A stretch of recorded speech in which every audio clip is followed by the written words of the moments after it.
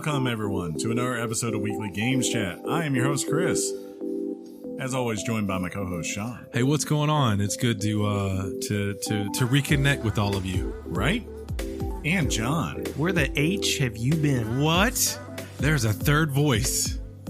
Who are you? A beautiful voice has rejoined us, huh? It's Right? quite lovely. It's quite lovely. I've always enjoyed it. You were really close to some of our listeners here recently. I don't know if you saw that on our Discord. I think I saw a little bit, yeah. Yeah, and they were like, John's really close to us now or whatever. And it was cool to know that you had hopped on a plane and you were catching piranhas. You were doing things. It's called Sacramento perch, otherwise known as bluegill or... Bluegill. That's Yeah. what I always knew them as. Bluegills. Bluegills. Yeah. It's good fish. No one ever said perch when I was growing up. Did you Always bluegill. did you cook the fish and eat it? Yeah, we fried it up. It's really good. Yeah, is Really it better? Where we're at in the world, it's very popular to fry fish like catfish and whatnot. Well, that's Why because Why did I go extra country for you guys when I was talking only about? extra kosher. Well, that's because we don't have any like good tasting freshwater fish around here. Right, Right. we got bass. Yeah. Which- Well, bass, I guess. Yeah, people like eating that, but You don't like catfish? We got carp. No, You hate don't? it. We got No. you hear me? We got carp. We got some carp. We got a What little was bit that? of carp. Now, on the other hand, when you go to the coast, then yeah, we got good stuff there. There's Yeah. plenty of Like good shark. fish there. Yeah. Yeah, but it was like Red snapper. grouper. Fish in a barrel. It was just crazy.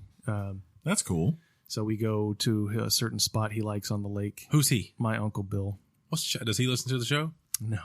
Okay. I would never want him to. Why? Why are you ashamed? Is of Uncle- us? Because he's a good man. Hey, makes sense. Crystal clear. Continue. That's it. So there's on one side of the boat, it's all murky, like a lake is, right? Because it's a lake. It's all murky. So we're fishing. We're getting a lot of bites. And then we turn around on the other side of the boat, and it's all pretty much clear. You can see every perch in the water swimming around. So we Bluegill for those. we apparently. just take our hooks and just kind of dangle them. dangle them in the water, and we're just watching we're watching the fish come to us, Sounds like crabbing. and it's just like it was so unfair, Yeah. but it was so fun. Right. It was just I kinda love fishing. It's kind of like having an OP weapon in a video game. You don't care. Or like when you go back to level 1-1 after you've got all the things from endgame and you just blast everything. Yeah. It's Yeah. still fun. Yeah, he forgot I was a pretty good fisherman. I caught more than he did. You know what I forgot? Did you really though? I did. You were that when they're like all just there. You had to keep tabs. What? You had to keep tabs like when all you have to do is dangle. Where'd your canteen go? Oh, that was only like Oh, for the okay. last hour. We were getting bored. What? Where'd your canteen go? I set it down on the You set it on to the side. carpet. Very nice. On the I forgot that when you eat pickle chips before you record a podcast, that your breath is rank. I would never eat pickle chips. That's funny. Whoa. Yeah. If I could chew gum, I would. But They I say Dickle. Sorry. Dickle. Old Dickle old chips. Dickle Pips. I was going to say pickled. I really like it when girls dickle my Richard. pickle flavored chewing gum. That would be awesome. Would it? No. Have you ever had the Dr. Pepper chewing gum? It's fantastic. Yeah, a long time. I haven't seen that stuff in years. I think we have one of the, It causes AIDS, so they stop. selling it. Not HIV, but full blown. Yes. You've got AIDS. So Great, we, guys, great. those old candy stores that are popping up now that they're like the old school candy stores, like the ye old candy shops. We've got one in our hometown, downtown. Oh, sweet. Yeah, that's where you can find that kind of like. Literally, Bring that's it to me. That's its name. Ye Old Candy Shop. Is it really? No. Oh, but you know what That's I a mean. good name. It's like an old store where like a general store, and that's where they have candy. And Yeah, whatever. yeah. And that's where you'll find the Dr. Old Pepper. General Dry Goods store. Dude, If you want some Dapper Dan, you're gonna have to place an order through the catalog. Come back next week. the catalog. So I got to see a couple Long of cousins that I ain't seen in Been a while. 10 years. It's been around. Saw my cousin Bruce, Ah, and Bruce has an interesting career. what does he do? He buys and sells gold. Ah, Like real interesting. gold or like No, that fake gold. One of his primary, I should have said like gold nuggets or like gold chains. he does it a couple of ways, but one of the ways is buying jewelry just from people that don't want their jewelry. Does he sometimes murder people and take their claims? He didn't say, Nor did we ask. but I have suspicions. And then the other way is he goes around the country introducing himself to dentists Oh, that makes sense. And he collects the fillings that the dentists would typically just throw away, and there's that little bit of gold. And he showed me That is fantastic. And he knows he has this network of people that, he goes, that kind of funnels down the purity of the gold out of all of this material that he buys and puts it into a gold bar. That's nice. And I told him when my birthday was. Ooh. He had forgotten, obviously. Yeah, obviously.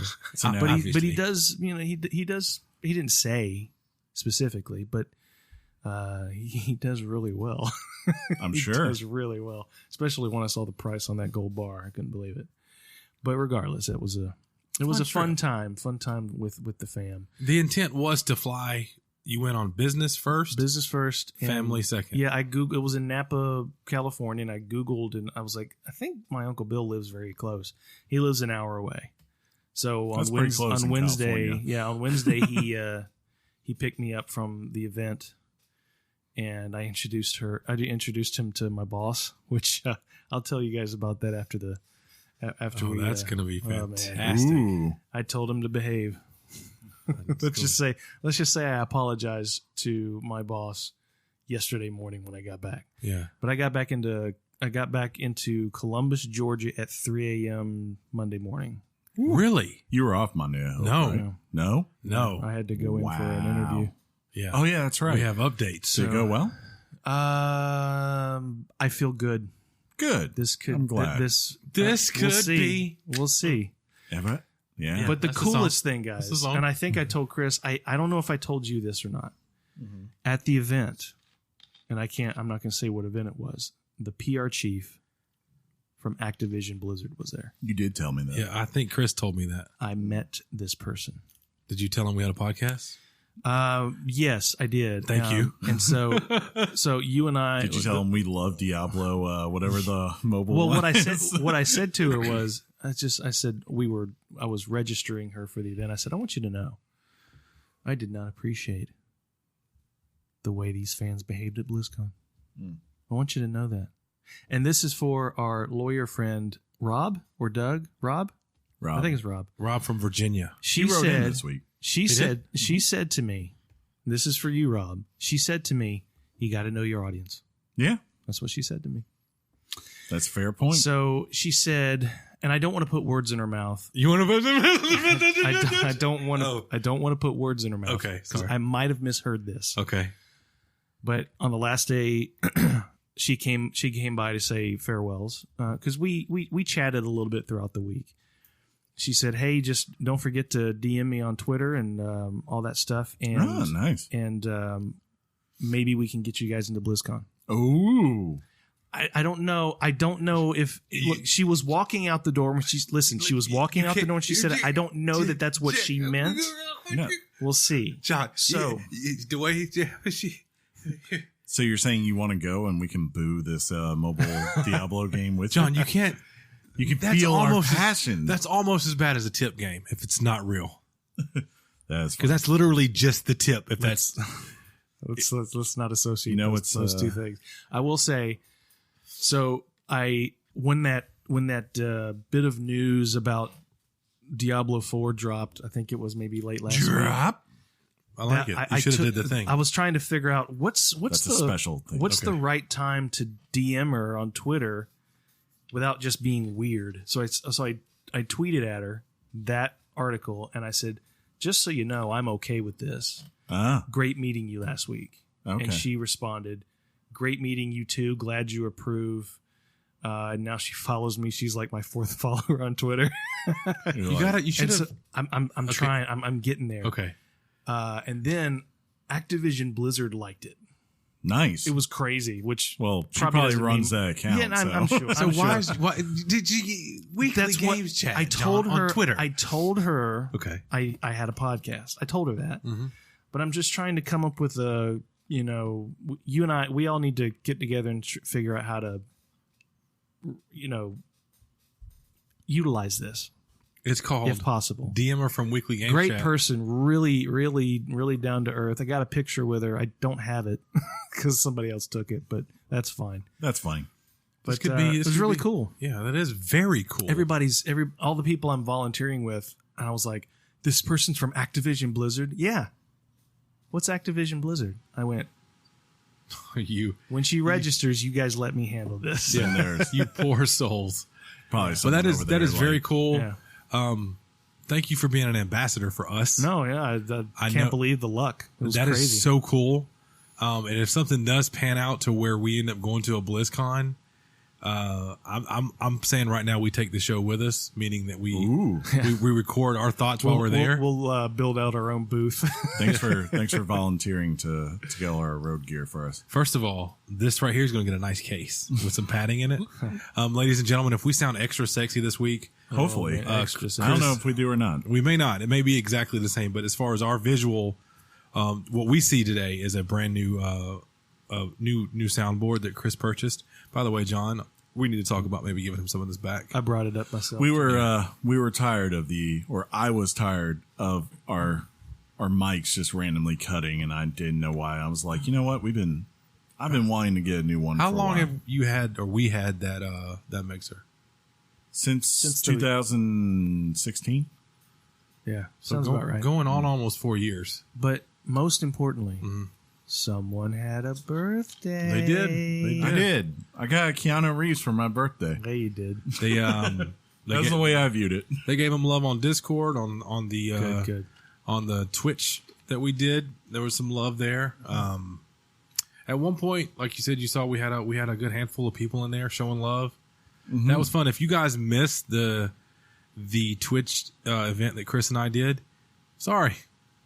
You're never go back and watch it. The only way to see it is to go to our Twitch account and look at that video. Chris will have it posted, but it was a good time. I also want to thank. I did Ubisoft yesterday. I didn't do Square because it was just like it's at 9:30, and that's like in the middle of the NBA Finals, and I was like, I have a feeling I'm not going to like this one as much as I did, or I hope to like the Ubisoft one. Yeah. But even though it was, Monday afternoon for a lot of places, like you think, especially if you're on the West Coast, it was like 1 p.m. We still had like 10 or 11 people just show up. Just hop in, yeah. Yeah. And that's so awesome. On the a lot of our Twitch? British, and I was actually happy because a lot of our British fans who've said to me, like, I really wish you could start your streams on Monday earlier because like we basically start when it is 1 a.m. there. Yeah. So they never get to join in on those. They all came and hang out, like Nacho was there, Vintage Gamer, Big Rip wasn't in there. Nat the Gooner was there, Nat the Gooner. Yeah, so all awesome. It was fun times as we went through a conference of highs and lows. We'll get to that. It was Speaking of highs and lows, I went and saw Dark Phoenix over the weekend. yeah. That's a disappointment. Yeah, I was rooting for it. Because that's the second time they've attempted the Dark Phoenix saga. And you know what's really messed up? I found out after the fact, right? The guy who directed and wrote this, he was also a co-writer on Last Stand. No. Yeah, with Brett Ratner. So, like, you're like, man, you had this 2 times you took a stab at this story. And what's the definition of insanity? Right. But doing something over and over again, expecting a different result. Yes. Yeah, no. You see, Sean, insanity. See, Johnny. See, Far Cry 3. What is the definition of insanity? But the sad part is the first. It is not a terrible movie. Let me get that out of the way, right? But it's sad because the first hour of it actually seems like it's building to something cool, like very X-Men-y. X-Mini.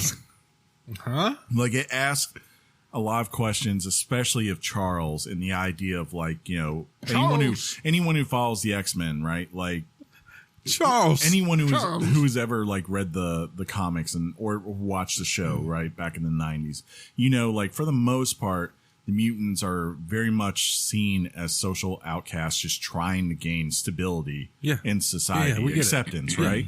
And here in this movie, it kind of says like, well, what if they actually made some progress in the beginning?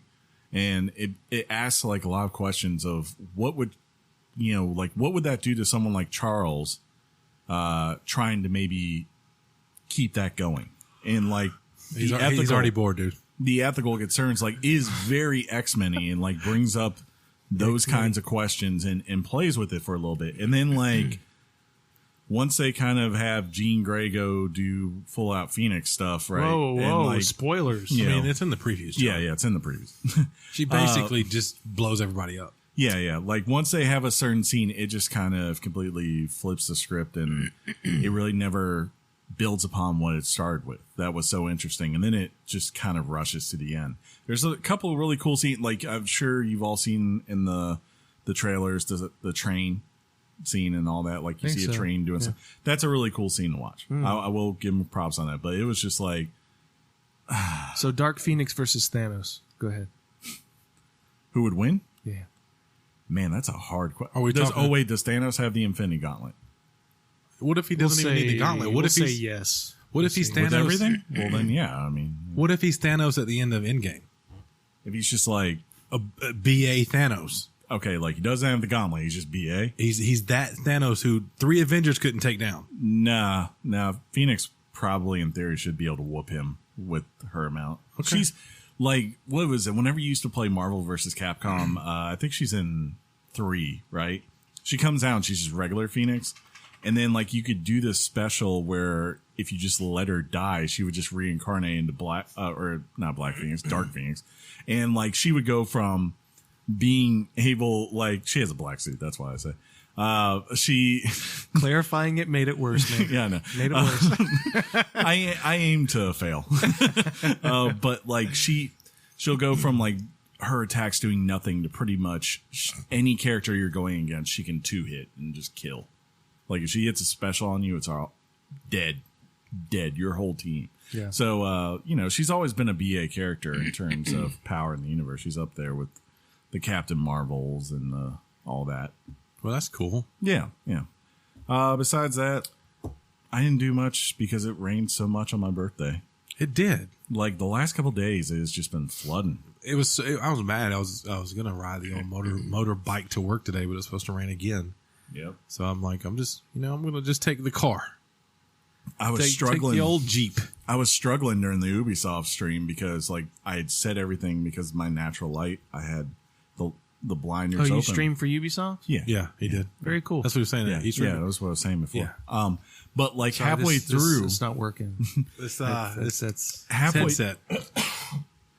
halfway through the stream, the light just suddenly went away because a storm was coming, and my green screen started fading away with it. I'm like, no, I was just pressing buttons. Speaking of the green screen looked excellent.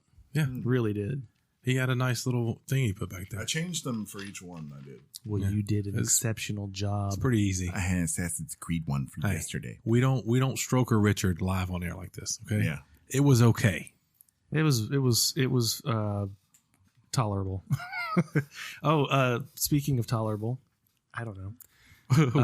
That's terrible. I got on the Delta flight to California. I got to watch the first 3 episodes of Star Trek.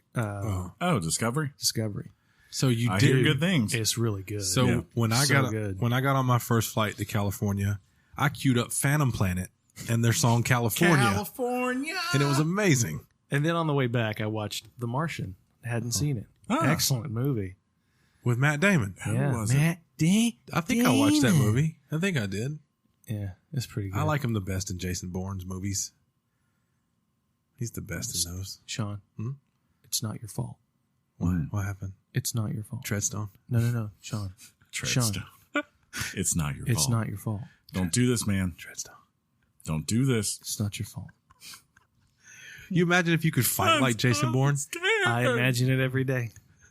I imagine us. Can you imagine John Wick versus Jason Bourne? Oh my God, it's been 20 minutes. Oh, almost. by the way, we're not doing 30-minute intro to see.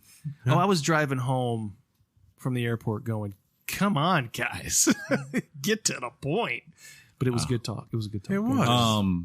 For the record. It was a conversation. You know what, John? We were by ourselves. We gave it our best.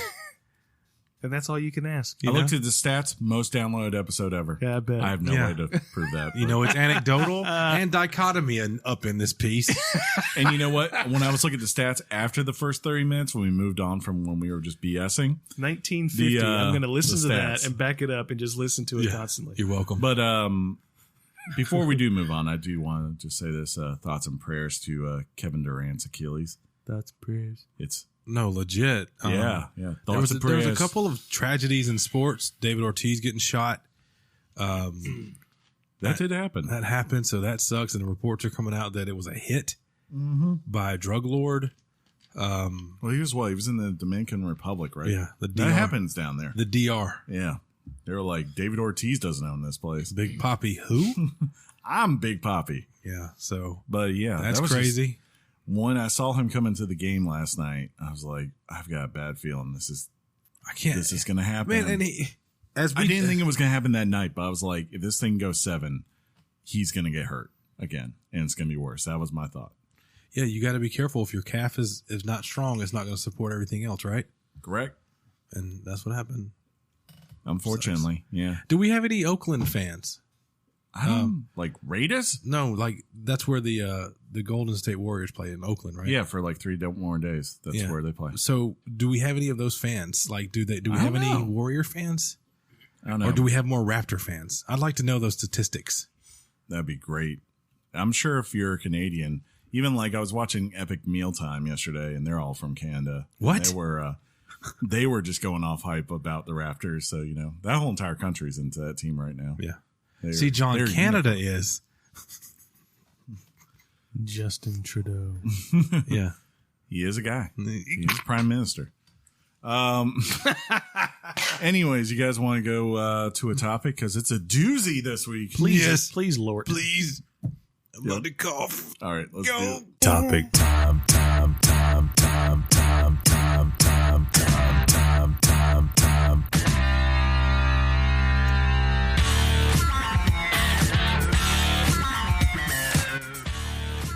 The topic is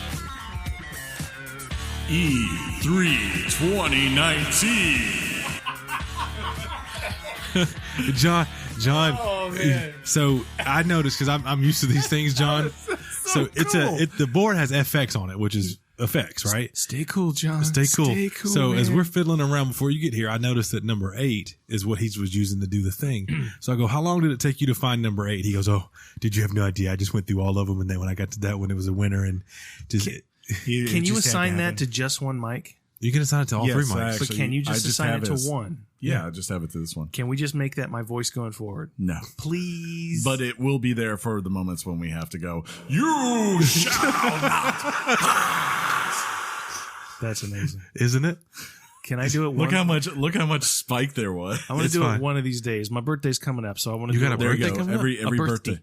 birthday you get to use the effects table. There you go, John. Cool. I'm glad. I just got to That's set fair, that. right? Yeah. Yeah, that's fair. And when I So do much. it, I'm going to talk about unions. Union. Cut his mic. And Mike. Mute his mic. Right? Cut his mic. He's cut. I could do this with one button now. It's the greatest thing. Oh, that's so good. But yeah, E3 2019. It happened. guys. Yeah. Well, it's actually happening. It just started. It's like it just started, but already happened. But no one really cares about this part of it. To the people unless who you're don't go, No, the press conference is E3. fun. Yeah. Some of my favorite stuff happens in the official start times when IGN's doing game demos, when Nintendo Treehouse starts, when Xbox on Mixer has their like inside Xbox Live at E3 stuff going on. That's a thing that I look forward to even after the big press conferences. As you tongue a canteen, That's funny. it happened. Didn't happen. It did. Lying. Your tongue was in a canteen, John. Metal. It was sexy. I liked it. Very weird E3 this year. It was. It No was. Sony. It was like something was missing. It was looming over you, wasn't it? Yeah. It's just kind It of like, really was. The overall theme, you could tell this is the end of the current generation. Did it I feel think. like the end only because we knew people weren't there? Well, it wasn't just that. No. Do you mean the end of E3 or do you mean No, the end of? like a console cycle. And I think that is the theme to get out of it. Like Yeah. you say, Mm. I was thinking about this all day at work. Everything was just, was meh, was good. You should probably do some work while you're at work. It was safe. Everything, most of everything except for Stadia, and then the surprise that Stadia Microsoft wasn't part of E3. but you know what I mean. In the Yeah. news leading up to it, Microsoft and their console that was Yeah. revealed. Everything else was about the games. Sure. You know what I mean? I mean, like Nintendo, of course, is the unique one because obviously their console isn't ending anytime soon. And they don't plan on it to. No, yeah. Like I would imagine you won't see the successor for the Switch till at least 2022, if not 2023. Right? And so I they've think, got time. I think they on purpose, they want to be off cycle. Yeah. I read an article today that came out from Doug Bowser. Great name. The Doug Bowser. I think it was an interview at IGN right either the day before or right before the Nintendo E3 video came out, and they were like, "Dude, we're rocking sales, and we're rocking sales. It would be crazy to jump in. We're going to focus on the games we have now, and it'd be Nintendo wants to do Nintendo For sure. The kind of theme that they've been doing is let's beat what let's exceed what like the previous Zelda did on the new Zelda, or what have you. So that's kind of where they are.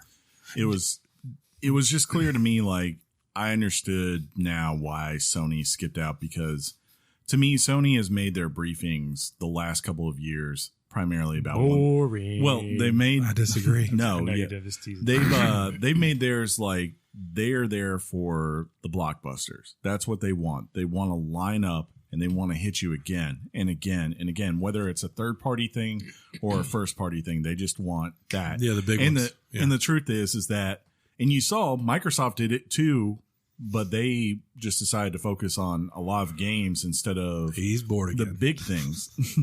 Was they, no one wanted to talk about really what was coming for next gen because they want to save those announcements for when they're actually getting ready to ship these consoles. It doesn't help Sony to come out and say Horizon Zero Dawn 2 is in production right now. They're making a second one? When they can like lead It's going off. to be called Horizon Zero Shawn. But when they can lead off with You that. like that, didn't you? It was like, imagine you come next year to E3 and the very first thing you see is that. They're And not then coming back ever, I don't think. And then no, they're coming back next year. They're going to come in. They're going to lead off with that.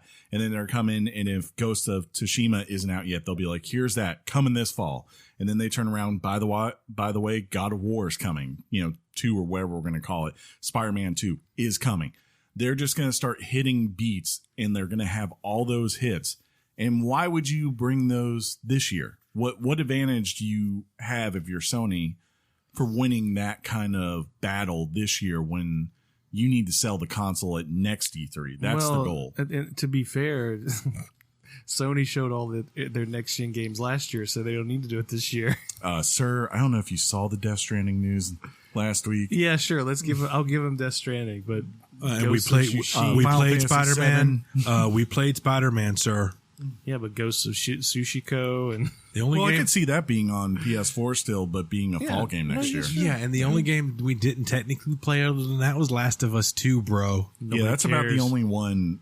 I'll be interested to see what they're doing with that. What did you say? Just don't listen to me. I'm tired. Yeah, Tired. It's Okay, just gonna still be us this jet way. lagged. Is that what? It's the jet lag. Second day's always the worst. Excuse. You many didn't excuses. fly to Europe, bro. Yeah, it's like 3 hours, man. True. Oh, so how you guys want to do this? You want to go by conference, talk Yeah, about highs and lows? That's how I laid it out. Let's start out. Then let's go in order. So EA was Saturday. EA Play. Fallen Order. That's my highlight. That's all Yeah. that I really want. No offense. I'm uninterested in. Okay, it's Madden 20, it's FIFA 20, it's this or whatever.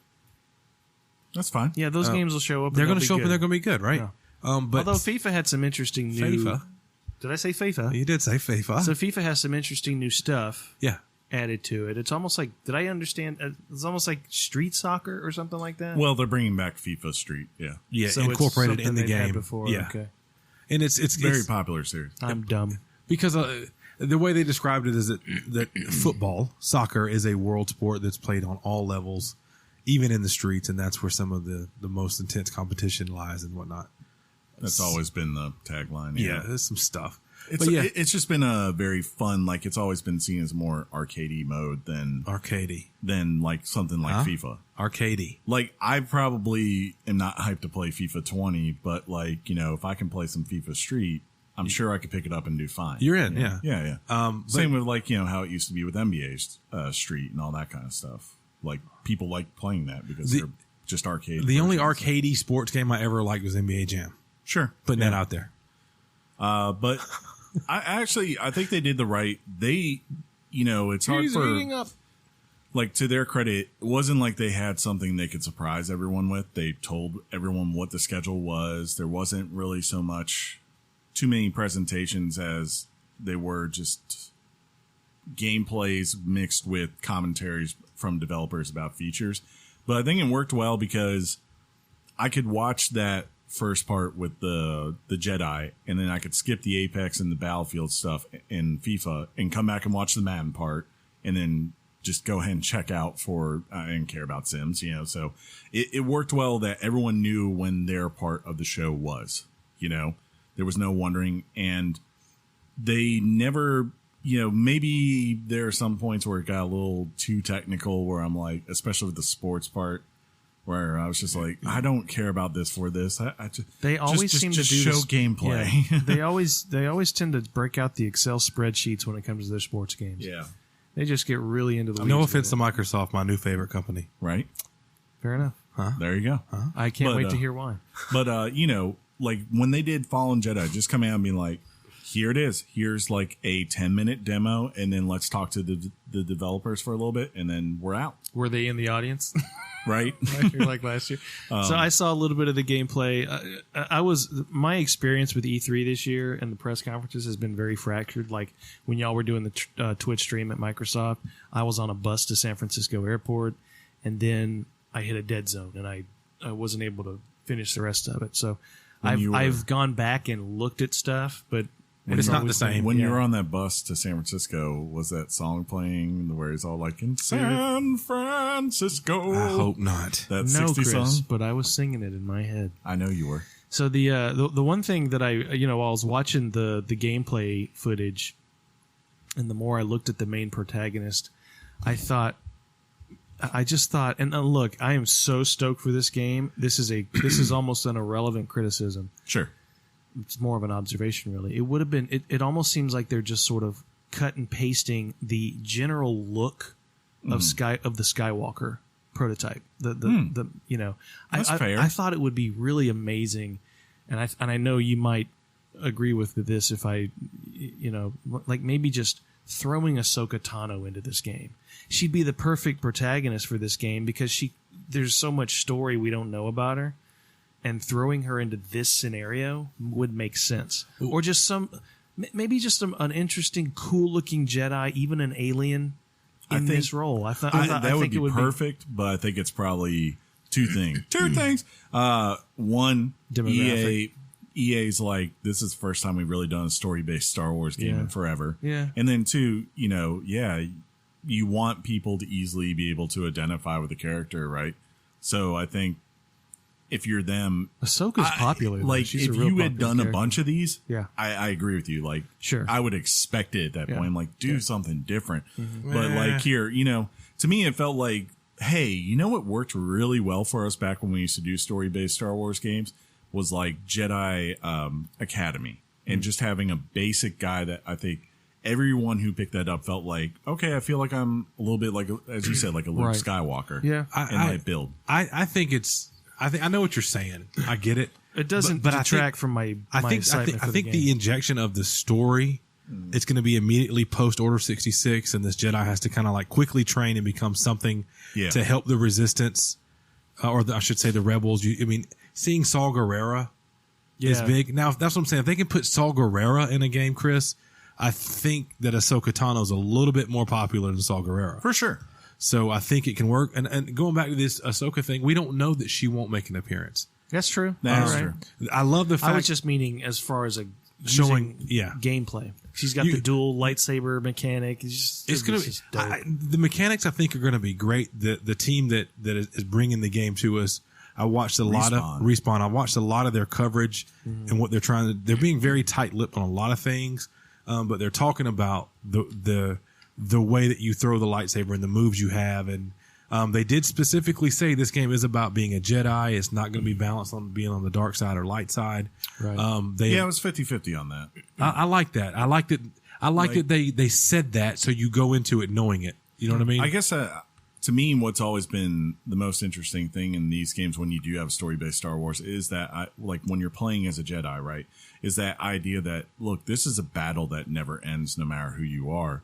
You can always be corrupted to the dark side. And then I can understand maybe they don't want to give players that choice, but to say it's really not going to be part of the story is kind of like even Luke Skywalker goes through that battle very much. And I guess like one of the things that made me happy when I was playing things like whether it was Knights of the Old Republic or Jedi Academy was the idea that if I wanted to, I could take this to a negative direction and see how it goes. And, it's interesting to see that possibly, battle.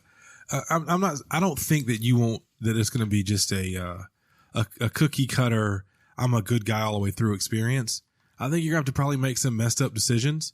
I hope so. I mean, think about if you watched Rogue One, the character that Cassian played, like he had to do some pretty low down stuff that you didn't even think that the rebels were doing right behind the scenes, because until that point, you only thought they were the pure good guys. True. And maybe this guy, because this is canon. This is official canon. Yeah. They work with Lucasfilm. This is all going to be real stuff that is part of the lore now. So, and one of the things I appreciate, at least I didn't notice this being not the case. Mm-hmm. I was watching it and it dawned on me that technically this was the year for Battlefront 3. Technically. Yeah. And so they're not shoving a whole, they've got content coming out for Battlefield 5, and that's great, that they're still supporting that game. But it looks like they're giving a wide berth and letting it seems at the time. We'll see. Did you mean Titanfall 3? No. I mean, they said could Battlefield 5. Yeah. Obviously new content's coming out, but I'm talking about Jedi Fallen Order specifically. Looks like they're giving this game a wide berth to do well in the fall. Yeah, well, and that's a good thing. I mean, like what they were originally promised to make, what was it, like 5 or 6 Star Wars games? Yeah, this is the third one. So yeah, and it was like one of those things where, look, I like Battlefront. It's it's been a long-standing solid series for Star Wars, but people I think have been clamoring for something that isn't Battlefront. So they were smart to say, let's push this. Let's get this done. I'm excited for a Star Wars single player experience. Yes. And it's here. If I have complaints, they're going to have to come after I play this game up. Yeah, exactly. Combat looks amazing. The force abilities. And it looks like it's got some upgradable abilities, like skill trees and things like that. So looks like they said, we'll just put the wall running from Titanfall on this. That works well. And I'm like, nice. I'm totally fine with that. Yeah, and they said that they've purposely made it to where maybe it's a little easier in the beginning, but as you level up with experience, they're going to take you to places where the people you're meeting are leveled up as well. Mm-hmm. So you're going to have a challenge. What if I told you there's a troll you have to fight with fire at the beginning? I turned on my Xbox last night. I saw that. I was like, what's this dude doing? And Sekiro popped up just waiting for me. I felt a little tickle last night. Yeah, and I went, I played another thing. I know instead. you did. You played Doom. I saw it. Okay. I was going to lead to that. No, I mean, but... No. Take my thunder. It's fine. I can say you play Doom and you can still lead into it. You playing Doom? Because he got the $1 Ultimate Game Pass thing and it's on there. I did upgrade. Hey! Pivot. We're going to Microsoft. That was the second conference that happened. The big one, I guess you could say, of all of them, because Direct is kind of its own thing, right? And it was the only major company that had a full E3 presentation. What are you saying? Yeah, sure. For what else was there? Because I thought Bethesda really nailed it. But we'll get to that. Yeah, I mean, like that's you not about third the big party. three. Yeah, Got exactly. I hear you. I'm with you. I got it. Hey, calm down. I will shut the F up. You're like a prospect right now, dude. You're new to this thing again, okay? You gotta work your way back into the rotation. Yeah. I think you suck. I think the big theme for the conference for them was, forever it seems like they've been trying to get over the stigmatism that Xbox is just stigmatism is an eye condition. Yeah. Stigma. Stigma. I love Chris. But anyways, stigmatism of the stigmatism. Throw out. But anyways, I think you mean stigmata. I don't know. Maybe it's still stigmatism. It's stigma. I'm gonna look it up later, and then I'm gonna be stigma. like, owned. Yeah. Copy paste. You better hope I can't Conan you, because I will Conan you.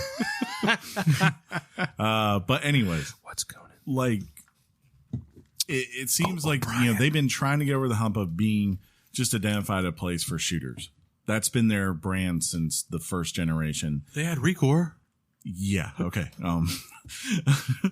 But to their credit, like, this conference was probably the best example they've ever put forth of things that they are producing, not things that they're just showing from other developers, but things that like said Xbox Studios presents. We saw that 14 times yesterday or Sunday. And to their credit, there was so much variety of different types of games out there. Like, there was. Not everything was for me, but I got that. I was like, not everything here is meant to be for me. It's not about everything is a home run, blockbuster thing, but it's like, here's a JRPG. Here's like this little art house game. Here's this crazy narrative looking game with 12-minute loops and stuff. Here's Microsoft freaking Flight Simulator. And then finally, here's Halo and Gears and all that. And I thought the Gears part was probably the flattest part of the show, which kind of sucks. And I don't think they did themselves a lot of favors with that. Gameplay? They only showed a little bit of the escape mode, which is like the new thing. But they had like that weird part where they opened up the stage and smoke was coming out. That part was weird, but I felt the Gears. I'm a huge Gears fan. Sure. I was just happy to get the confirmation of the release date. Yeah, it's early too, right? That we all knew was It's not in a good place though. No, it's in September. But it's Gears. It doesn't matter. No, it's 4 days before Borderlands. It's going to destroy Borderlands. It's Gears. It's Gears 5, Chris. I would place a bet that the top selling. I don't know if I would. Yeah, Gears will destroy Borderlands 3. You want to bet me? And the reason I say that, the reason I say that is I think Gears 4 did pretty well. I don't think it did amazing numbers. I could be wrong, but maybe they need to. Borderlands. No, Chris likes Borderlands, but it'll be free for Xbox Games Pass. So that's something that could push it out. Right. Further. I did. Actually, hold on. So forget that. Chris got owned. You stole my thunder because we're back to the Chris got owned. The Microsoft Ultimate if y'all Pass. Want to, the last time someone made a bet on me on sales, some technicalities happened. Oh no, it's time. Okay, I thought this was interesting, and we're gonna kind of pivot to in the news. This was the big thing I saw was the Games Pass. There better stuff. be at every other company. I mean, spreadsheet. This to me was unique. Like there are, if you're looking at Games Pass, like it is getting so hard to argue against its affordability and like its perks. Like John, I know you and I are interested in Outer Worlds, right? Definitely. That comes out the same day as Call of Duty. I don't have to worry about buying Outer Worlds because it's there on Games Pass on day one. You sure about that? Yeah, it was. It's not an exclusive. Correct, but they own Obsidian, so why wouldn't they? Well, and it said it on the conference. So I went back and I watched all these. Blair Witch, which none of us saw. I didn't know about. I'm not that. excited. Yeah, about the moment I saw that character facing the wall, I was like, "Yeah, this is Blair Witch." I don't know what the angle is, but it's. I was thinking Alan Wake at first, just because I heard that. Yeah, Chris and I swore it was Alan Wake. Blair Witch. I'm like, they'd already said that they're not doing Alan Wake anymore. I know they shelved it. I know. Until he brings it back next gen. And I saw you, and this does look dope. I saw you really happy about Age of Empires. I love Age of Empires, and the fact I've tried to play the one they've had on Steam forever, but because I play on my 4K TV, it just doesn't scale up very well. It looks terrible on there. So to actually have it in 4K and I can play it for free on console or PC is a nice thing. But then like you go into next year, of things that are right now, they are advertised as coming next year for, Games Pass. You're starting to see them build this out where not only do they have these major titles throughout the year, but then they also have all of these indie games that are pretty much going on at launch. And if you want a way to get people to just try a random indie game, give it to them for free, basically, as far as your service, and they will go right in. So that was definitely the big thing I saw. Like they have so many good things tying to that. That was the high point for them. The low points were them explaining the xCloud. I don't think they did that very well. I would have put that with the Games Pass portion. Yeah. Because, to say like, in all these games you can take with you now everywhere for free because we're turning your Xbox and the Azure cloud servers no matter what. I've got to think that there was a reason they glossed over it. I don't know why yet, but it did feel, Chris, we talked about it on the stream or post stream. where it's like that was secretly Yeah. the biggest thing they said. Like the fact that, But you didn't leave with that, Yeah. like, oh my God, that's that thing. That's the thing they just told us about. Stadia is over there like, we're charging you $9.99 just to stream, and you have to only play this way. And Xbox is coming out and saying, well, actually, if you just own the console and the game through there, through us, or you have Games Pass, you could stream wherever you want. We don't care. That's big news. The fact, Yeah, but As far as it's you free, know. but there's a paywall of $500 to get the console. sure, for now, unless you're going through, well, actually, you could just go through the Games Pass on PC. I guess at this point, yeah. Yeah. Yeah. The highlight for me, possibly of the entire E3 conference things that the companies did, was finally getting on board to play Cyberpunk 2077 and seeing Keanu Reeves come out. Yes. That was good. That was epic. If you watched the stream, you saw literally Chris and I's reaction. My hands went up in the air and I screamed, yeah, I think. Everyone did. That was amazing. I can't remember the last time I've seen like a cameo type thing That that's fit been- like that. and was just that well received by a crowd. Dude, if there's anybody made to play a character in a Cyberpunk game, Oh yeah. it's Keanu Reeves. Oh yeah. It just feels right. Yeah, and then he comes out and he's just such a likable dude. He's like, I got to get through this thing, y'all. Did you guys hear his character's name in the game? No. It's awesome. What is it? It's Johnny Silverhands. Oh my, yeah, Johnny. Yeah, I did hear that. That's amazing. Yeah, because he's got a silver hand. Yeah, he's got. Makes sense. It's like Tommy Touchdown. But the other thing, there was a theme that started because of that carried the rest of E3, which was random fans shouting things at developers and people on stage during it. Because that dude, like he said, like, what was it? Keanu said, the scenery is breathtaking. And the guy in the crowd just goes, You're breathtaking.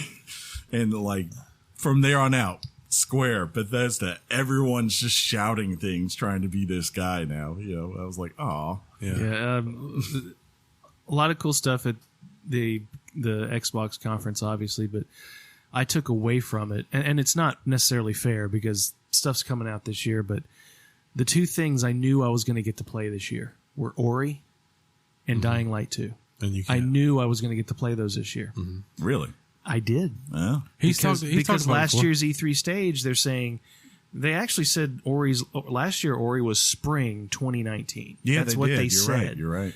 And so, obviously delayed games are better games in the long run. So I get that and I'm fine with it. But it was just, I walked to me, the stuff I was looking forward to see, it was just I walk away with the overall theme of delay.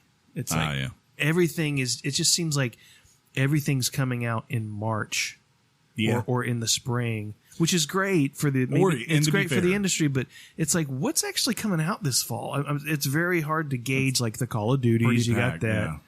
It's a pack. Like, there's one little part I think I looked at, like, at the end of September where I'm like, until today, because, like, what Nintendo announced that Zelda game is coming out, I think the 20th.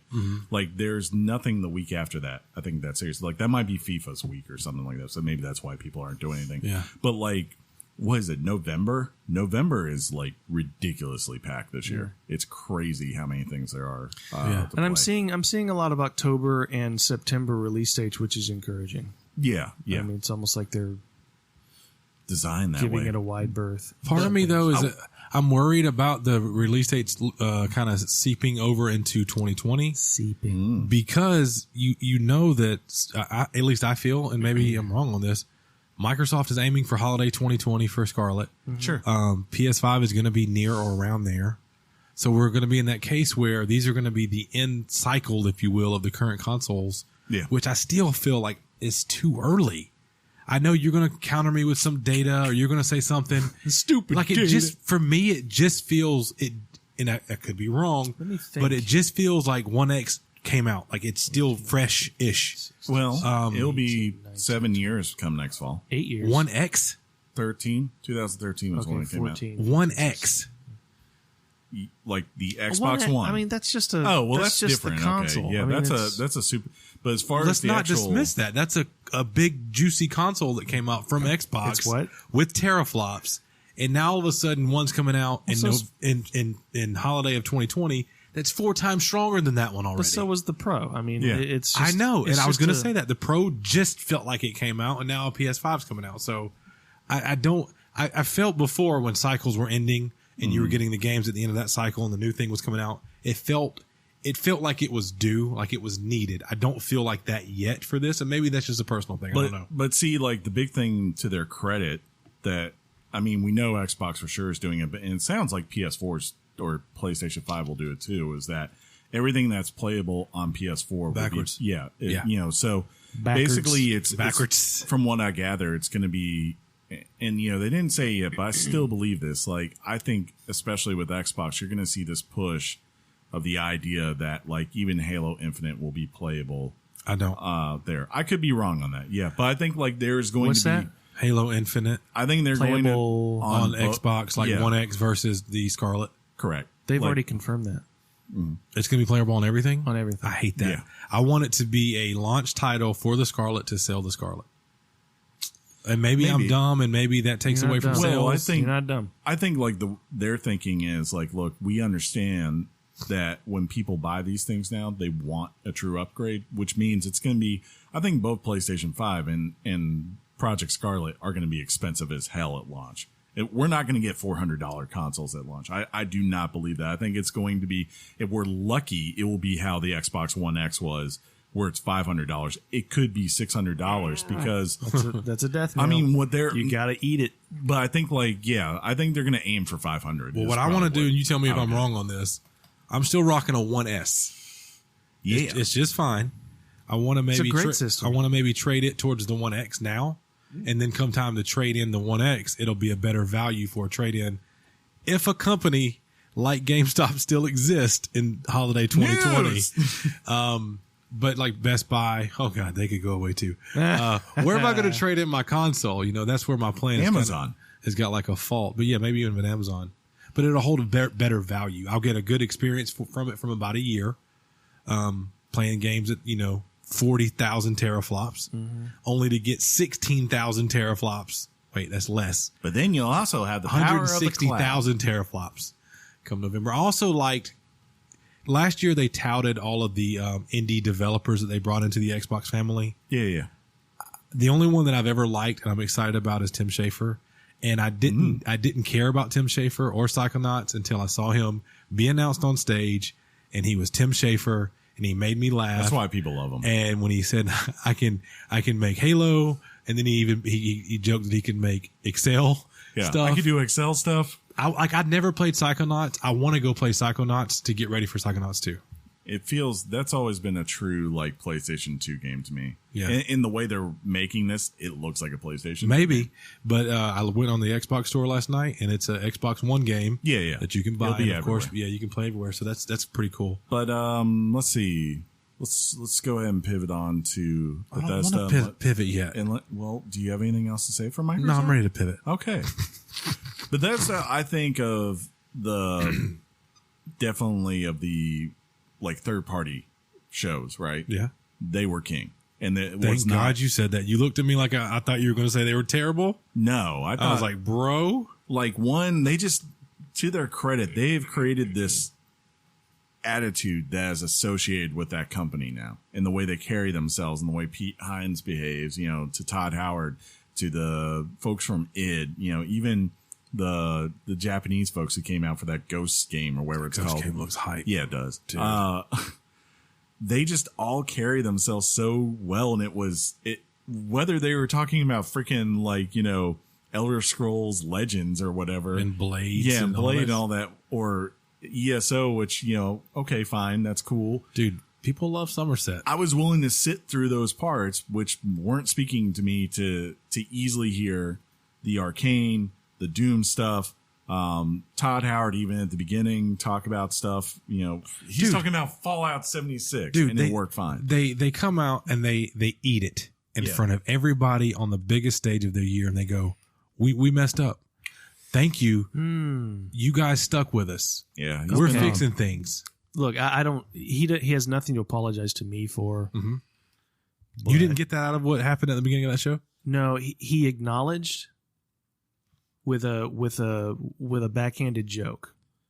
About, To be fair, he did not really, with his hat in his hand, really apologize to the audience. He didn't. I'm just objectively, he just did not do that. I'm not saying that was a bad move. I'm not saying it was a good one. I just feel there like were a lot of people who looked at this Todd Howard thing and goes, typical Todd Howard. He's not apologizing for nothing. He's even acknowledged that half this stuff was his fault anyway, and he didn't apologize. To be fair to him, he did apologize pretty much for on Unfiltered the week before. But that's a filtered audience. Yes, exactly. I mean, it's just like I didn't see that, and as a person who's into video games and video game news, I felt like that was perfect for the setting to go, we're going to make this better. No, listen, and maybe it wasn't a true apology, but it was we're going to make it better. No, there's two sides to the PR strategy. There's a PR strategy that says you don't apologize, because if you apologize, you admit they fault. pile on. Yeah, and all that, yeah. Because apologies never are enough. Correct. Right. But then there's the other side that says sincerity apology. PlayStation has done it. PlayStation went on stage and did it with the PSN outage, stuff like that. Yeah, they did. And it worked. So both strategies can work. And if there's anybody who can get away with the tactic of what Todd Howard did, it's Todd Howard. Yeah, I ain't got no beef with it. I swear. That's not what we hear. We hear that you hate Todd Howard. I'm actually excited for because Chris is right. The reception to what they were building in Fallout 76 seems to have paid off. Mm-hmm. We'll see how it goes with the NPCs. I mean, people went nuts. Yeah, no, for that. I was like, I'd never seen, and I know you guys don't play those games. Just how much that mattered to you. No, I heard the reaction. We heard it. I felt it. It's just like, oh my God, thank you. That just makes me want to play Fallout 76. I said that to you. I said I actually want to go play this now. Mm-hmm. One thing that spoke volumes to me was they go through that beginning where they show ESO stuff, and they mention, oh, by the way, everything we just showed you, free. You're getting it for free. Mm-hmm. I think that was a pretty awesome thing they did to kind of, maybe it was the first quarter of their presentation when that came out. It was pretty cool. I don't think there was a AAA title that's coming out this fall that did a better job of getting me interested and invested than Doom Eternal. Yeah. Hey, there's your lead in. And the original Doom is not something you were incredibly hyped on. No, I've picked it up again, and I think I'm a little bit more open to it now just because going through Rage 2, it feels like home again.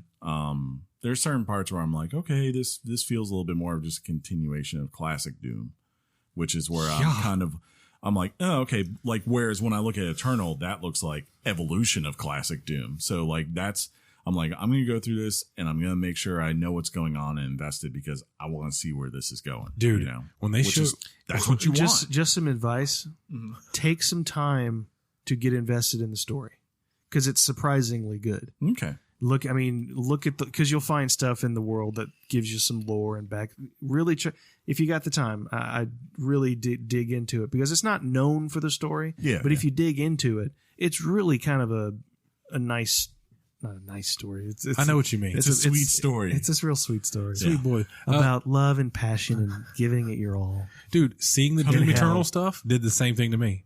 Didn't it look beautiful? Dude, yeah. That's really good. I was like, I kept thinking of you because I was like, that damn John was on to something. Can he say that? Yeah, you can say that. Yeah. That's allowed. I learn things every day. Yeah. Really?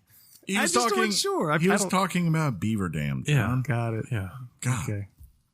But yeah, I thought, and then of course Arcane coming out, I was wondering, I was like, it is time to see Arcane. When you made that prediction, I was just like, what they were going to, I got right. Yeah. Like what they were actually going to predict, what they were going to announce. That was the interesting part. You're like, okay, well, they said before they weren't doing Dishonored. Mm-hmm.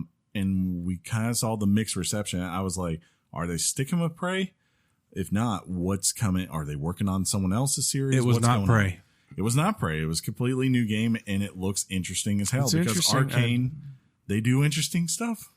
I just love their art, their approach to their artistic design. I love how they do their art, and I'm intrigued. What's the game, guys? It's called Deathloop, right? Yes, Deathloop. Yeah, and I don't get it, but I don't care. Yeah, it's Arcane. I'm sure it's amazing. If you get that, you'll get Hideo Goaty. So that's your first step. This is the one, if anybody's listening, where they had like the top-down approach of an apartment, right? Correct. And it's just the guy is accepting a gift, and then he starts telling the lady what the gift is. No, you're talking about 12 minutes. That's 12 minutes, yeah. That also looked awesome, but that's something It completely was different. interesting. That was in the Microsoft one. This one, tell me what this one is again, because I watched this conference and my mind is going completely blank. 2 assassins. Yes, Yeah. I'm back in. Yeah.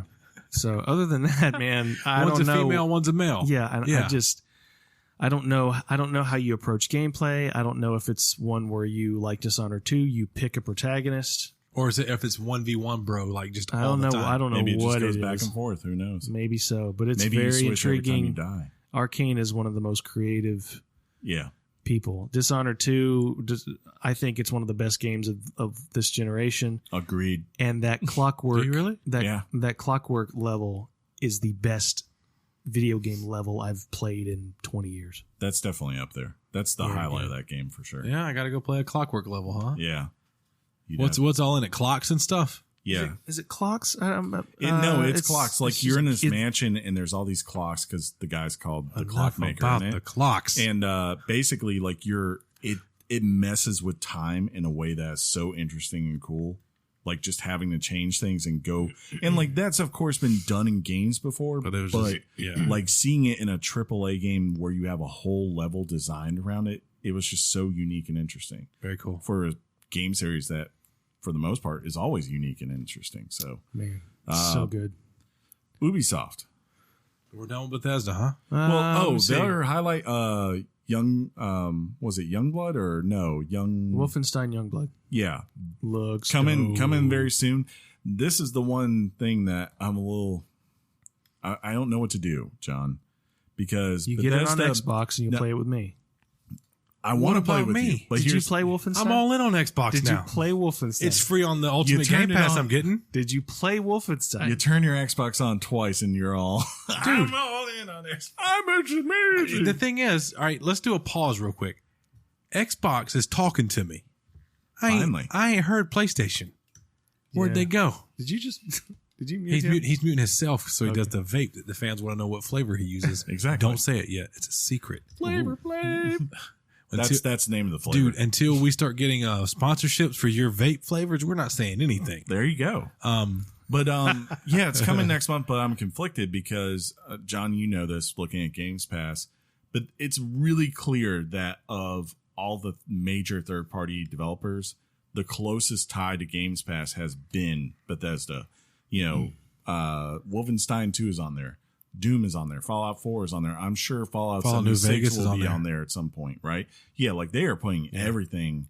I know that's And old like game part of me still. says like, on one hand, part of me says, man, that game's coming out in the middle of summer, which is awesome because, you know, Plus it's $39. exactly. Plus- But on the other hand, another part of me says, if I just wait, probably by the end of the year, we'll be on Games Pass. Possibly, but we got to The talk about average some is- things. The average is a year, I think. Yeah. But it's we got quick. some news on that. Yeah. So that might change a little bit. Maybe. Maybe. Maybe. Who knows? Maybe. Overall, I really enjoyed Bethesda's conference. I thought they were the best. Rage of 2 is everyone. getting some really dope expansion. I Yeah, think that's yeah. really For that's free, really right? good. Yeah. Yeah. So, Ubisoft. Ubi. They were so Ubisoft. Ubisoft. So they start And out not right, in a good John, way. and I think of John again because there's like this amazing orchestra, beautiful music being played. We're getting tickets, right? yeah. Me and you. I didn't see together. Dude, I want gonna to go go with to the you. show If we together. don't go, Me we should and- all no, go, huh? No, me and John are going. We're wearing our finest tuxedos and top hats. I've got It's to go. going to be great. I'll dress as something else. Yeah. Another era of I was gonna say Final Fantasy of Assassin's Creed, but that was weird for me.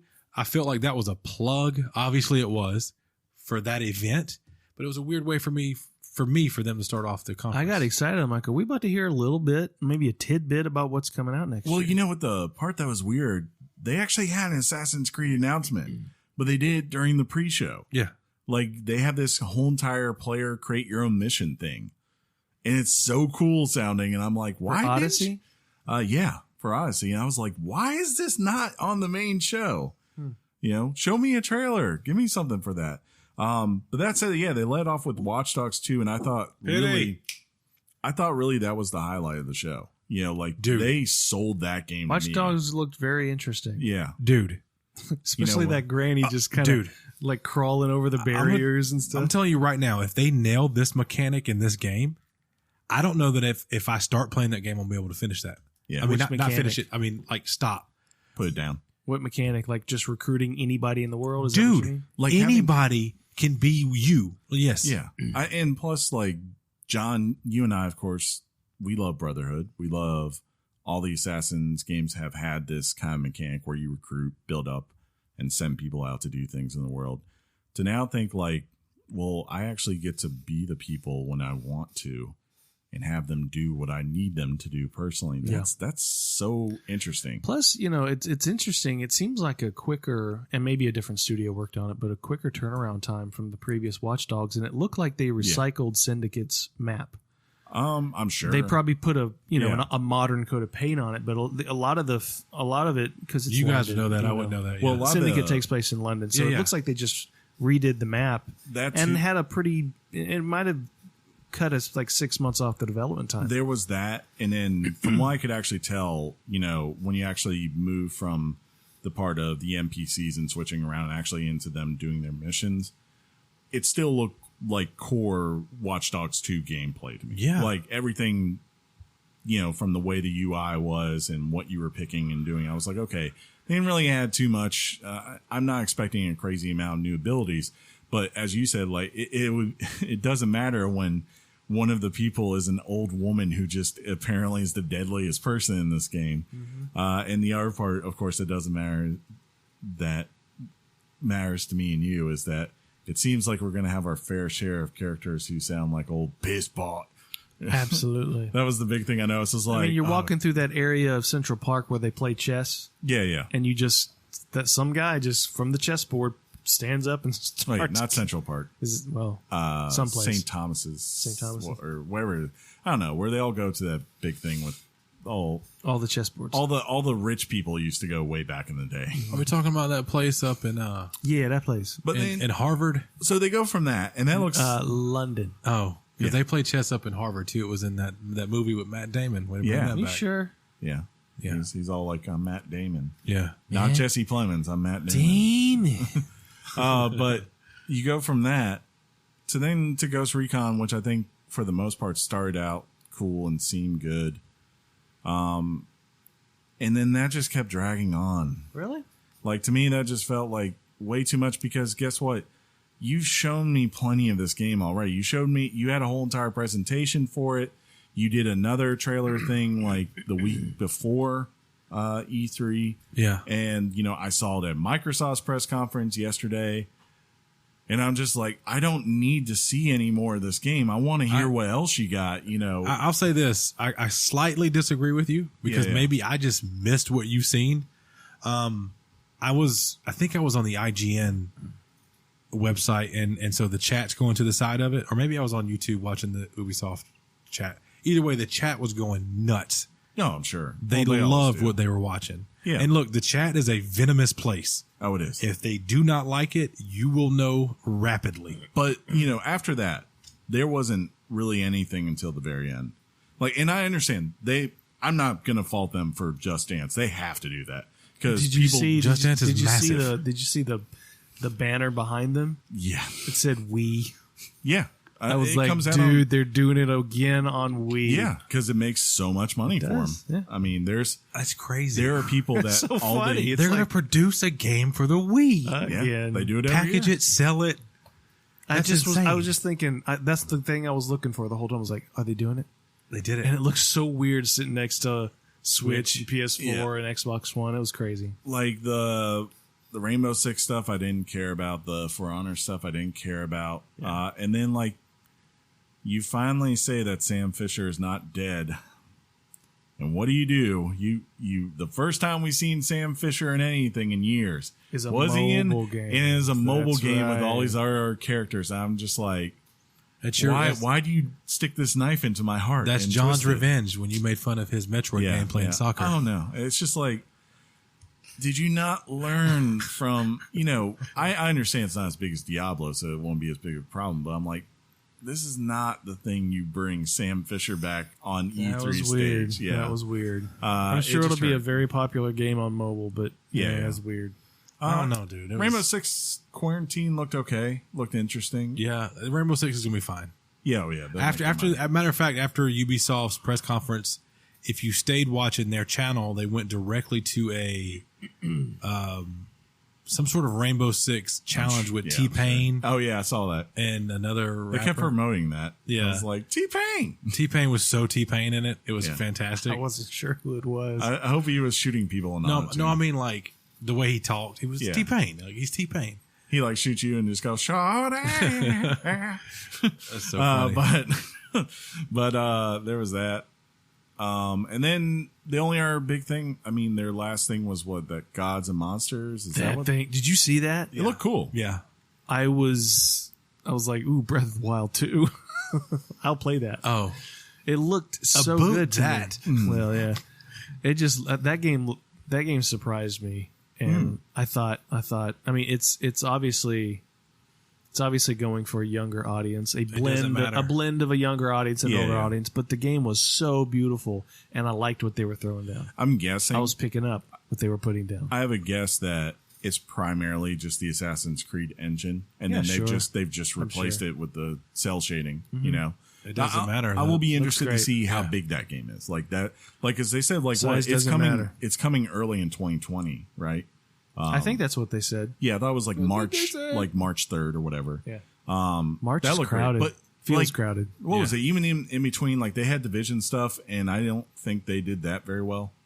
Like that just kind of felt like a guy coming in, like compared to the way that the updates were presented in Bethesda's thing. Like for all these titles that I have much more care for, updates for Division than I ever would for Elder Scrolls Blades or the Legends game and all that kind of stuff. But like for whatever reason, that seemed to work. Whatever that Division dude and the way that went, it just felt this huge lull again. Well, where it was dragging.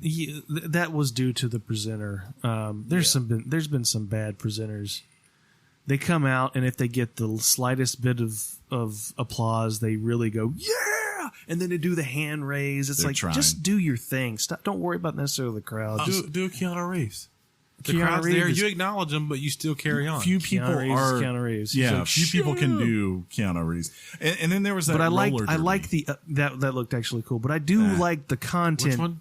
The roller derby game. What's it called? Dude, they are all in on roller derby game. It looked really cool. But the content the guy was talking about for Division 2, I was like, yeah, they're really just still pumping this out. So John Rambo's still alive? Yeah, he is. Yeah, he is. He's coming back. Last blood, baby. The roller derby game, I'm kind of like, to me, I was like, I understood why they made it. It's obviously they looked they looked at Rocket League and said, we need a game like you're that. right. Okay. Yeah. It absolutely was. What can we do that's Rocket League-ish? Yes. It's very Nintendo-y. But as soon as I saw ARMS and Splatoon, it kind of has that. Speaking of Nintendo, were they there? Was this the first time ever that? But last few years, no, not their direct. Oh, not on the floor. With Ubisoft. Oh yeah. I was hoping. Thank you guys for picking up what I'm putting down. I was hoping for Rabbids 2, but we didn't get it. Nope. I was yeah. That's because it's coming to the Switch Plus whenever that gets announced. Nice. Which yeah, nothing. But they said they weren't. Yeah, the roller derby thing. I'm like, true to their word, Nintendo. I get it's like trying to be the Rocket League, but no offense to them. Rocket League is cool because I get to be in a car that plays soccer. Roller derby is still just roller derby. My character's gonna have legs going back and forth. Yeah. So then to finish up the next night, we got Square Enix, which really was. They are. You have to care about their content it really so is. much to put up with that show. They are never good, dude. No. Speaking of venomous chat, oh my god, ours. All the chat wanted to do. I'm going to fast forward a little bit just to say this, but all they cared about was the Avengers announcement that eventually would happen. Yeah. There were tons of people there that did not care about what that company is, and that's JRPGs, RPGs, Final Fantasy. They are Japanese. Through and through. All of that, dude. All right. So they lead off with the Final Fantasy VII stuff. Mm-hmm. Freaking amazing the way that game looks. It does. Are you in? I'm in because I have to be in, but What does that mean? Because I put 100 something hours of that game to my life. Okay, so I have to, if you're giving, it's like, it's like John with, Assassin's Creed. If I like just sprinkle a little bit of Assassin's Creed crack in front of him, he's gonna be like, ooh, have it. Snort? Yeah, right. So it's the same way here. That's called a bump. Like, like our buddy Josh, friend of the show, Josh, I will be amazed if Josh does not play this game. Because he's beat that game like 5 times, I think, in his life. At perfection. He will be its ultimate critic. Per your math, that's 500 hours. They finally showed us Tifa, like her actual gameplay. Yeah, Tifa Lockhart. Which was, you just wanted to say Lockhart, huh? That's her name. Of course it is. Cloud Strife. But my concern is that, like, when I played Final Fantasy VII, right? He's bored already. It was a contained experience where I went for 100 hours and it like had different chapters and parts, and like, it's very dark in this city Midgard to the beginning, to then getting the ship and going out into the world, and all of a sudden you're just seeing these cool places with tons of personality. From what it sounds like, basically all we're getting in this game is the Midgard portion, which means like there's a ton of characters that will not be in it. Like my favorite characters will not be in this one because they come later. Yeah.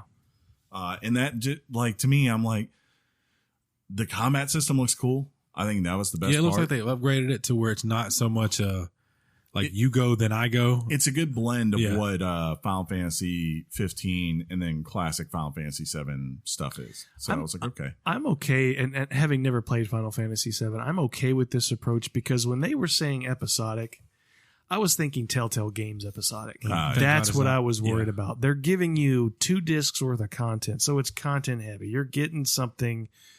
Yeah. The question is, how long is Chris going to have to wait for part 2? Exactly. And knowing Square Enix, it could be a Kingdom Hearts kind of thing. Yeah. How much is Chris going to pay for part 1, part 2, part 3? That $300. That's the other thing. Yeah. Again, I'm going back and I'm like, I paid $40 for that game when it came out, which would be, $60 game today. And now you're like asking me, you're only going to give me a third of this game, if that. But the dude it's not a third of the original. It's a remake. Yeah, unless they get to one part of that game in this one, like, which would be the end of it, right? I won't spoil it for you guys. This be the end. We got to get to this game. I'm saying, like, if it's going to be in this game, it will be at the very end of it. Like, this was. Well, you heard their explanation, right? They said they felt like there was so much more to Midgard that they can explore and make better and unique. I guess for me personally, that's like my least favorite part of the game too. It's just Midgard to me was so boring. I was ready to get the hell out of there when I did. Now, if it goes if it goes a little bit further, which would be Selstra, or however you say it, the temple there, and then there's like a city after that. If they're putting that little portion in at the end, I'm like, okay, at least you're taking it to a good ending point. But if it's just ending in Midgard, then I'm gonna be like, all right. I don't like your attitude. So in the trailer, or when they were showing that, they showed, is it Sephiroth? Yes. Burn the whatever? Yeah. Where is that at? Is that in Midgard? That is flash. That part is in the game, and it's a flashback scene. So yeah. Okay. Yeah. Sephiroth, huh? Yep, Sephiroth. He's a BA. Yeah. Don't mess with him. I like Cloud and his big sword. The Buster. Yeah. So then after that, then it became Japan the conference. Japan. Well, with racing. I liked what they were. I was interested in a lot of their content. Really? Well, you are JPR John. JPRG. It all looks like really good. All treats. You like Octopath Traveler, right? Oh man, that was the biggest tease I've ever seen. Did you see that? They announced that it's coming to PC. But we already knew that, right? Yeah. So I was going to say the biggest thing they missed, I think, is saying at least that there's a sequel coming, something. That prediction, I think I might have jumped the gun. I don't think so, man. I know it's coming, but had I thought about it long and hard, I would have been like, that game technically came out. That game came out last year. Less than a year, yeah. I'm like, why did I make that prediction? In fact, there's a game. Next year makes more sense. I'm putting together my list, and there's a game we're going to talk about later that I literally backspaced it. Okay. And we'll know about that later. Oh, okay. So, but yeah, go ahead. And then, there's a bunch of little things, and I think it speaks to parts of their fan base, so I totally didn't have a problem with it. It was just like, for me personally, it was just like, oh, okay. The shooter looks cool. Yeah. The 1944 or whatever it is. Well, that looks cool too. But it's from the developer of Bulletstorm. Do you remember that one? Yes. I forget the name of the game, but it looked cool. I mean, it was a cinematic trailer, but it still looked cool. They stopped right afterwards, and the developers talked about what they were doing, and they went into the actual offices. Yeah. So obviously Square Enix cares about it. Yeah. Look, it's a new IP. I'm in. And then Avengers. They always excite me, right? Avengers. And then Avengers happened. I got to be honest. I'm probably one of the few people in the world that I do not want to play that game. Really? This is definitely a wait and see. Yeah. I'm giving it the credit it's due because it is Crystal Dynamics. The Hulk looked like the best part. The problem is I am so used to the MCU universe. And it's a little jarring because you spent 10 years with a set group of characters. And I just finished the MC, chapter of that last movie, seeing these people and then the characters in this game look nothing like them. They don't sound like them. Now, granted, the voice cast top notch. It's top notch. Old Nolan North as Tony Stark. It's one of the best voice casts you've ever seen in a game. And for those who don't if you know, if you couldn't get RDJ, Troy's in it.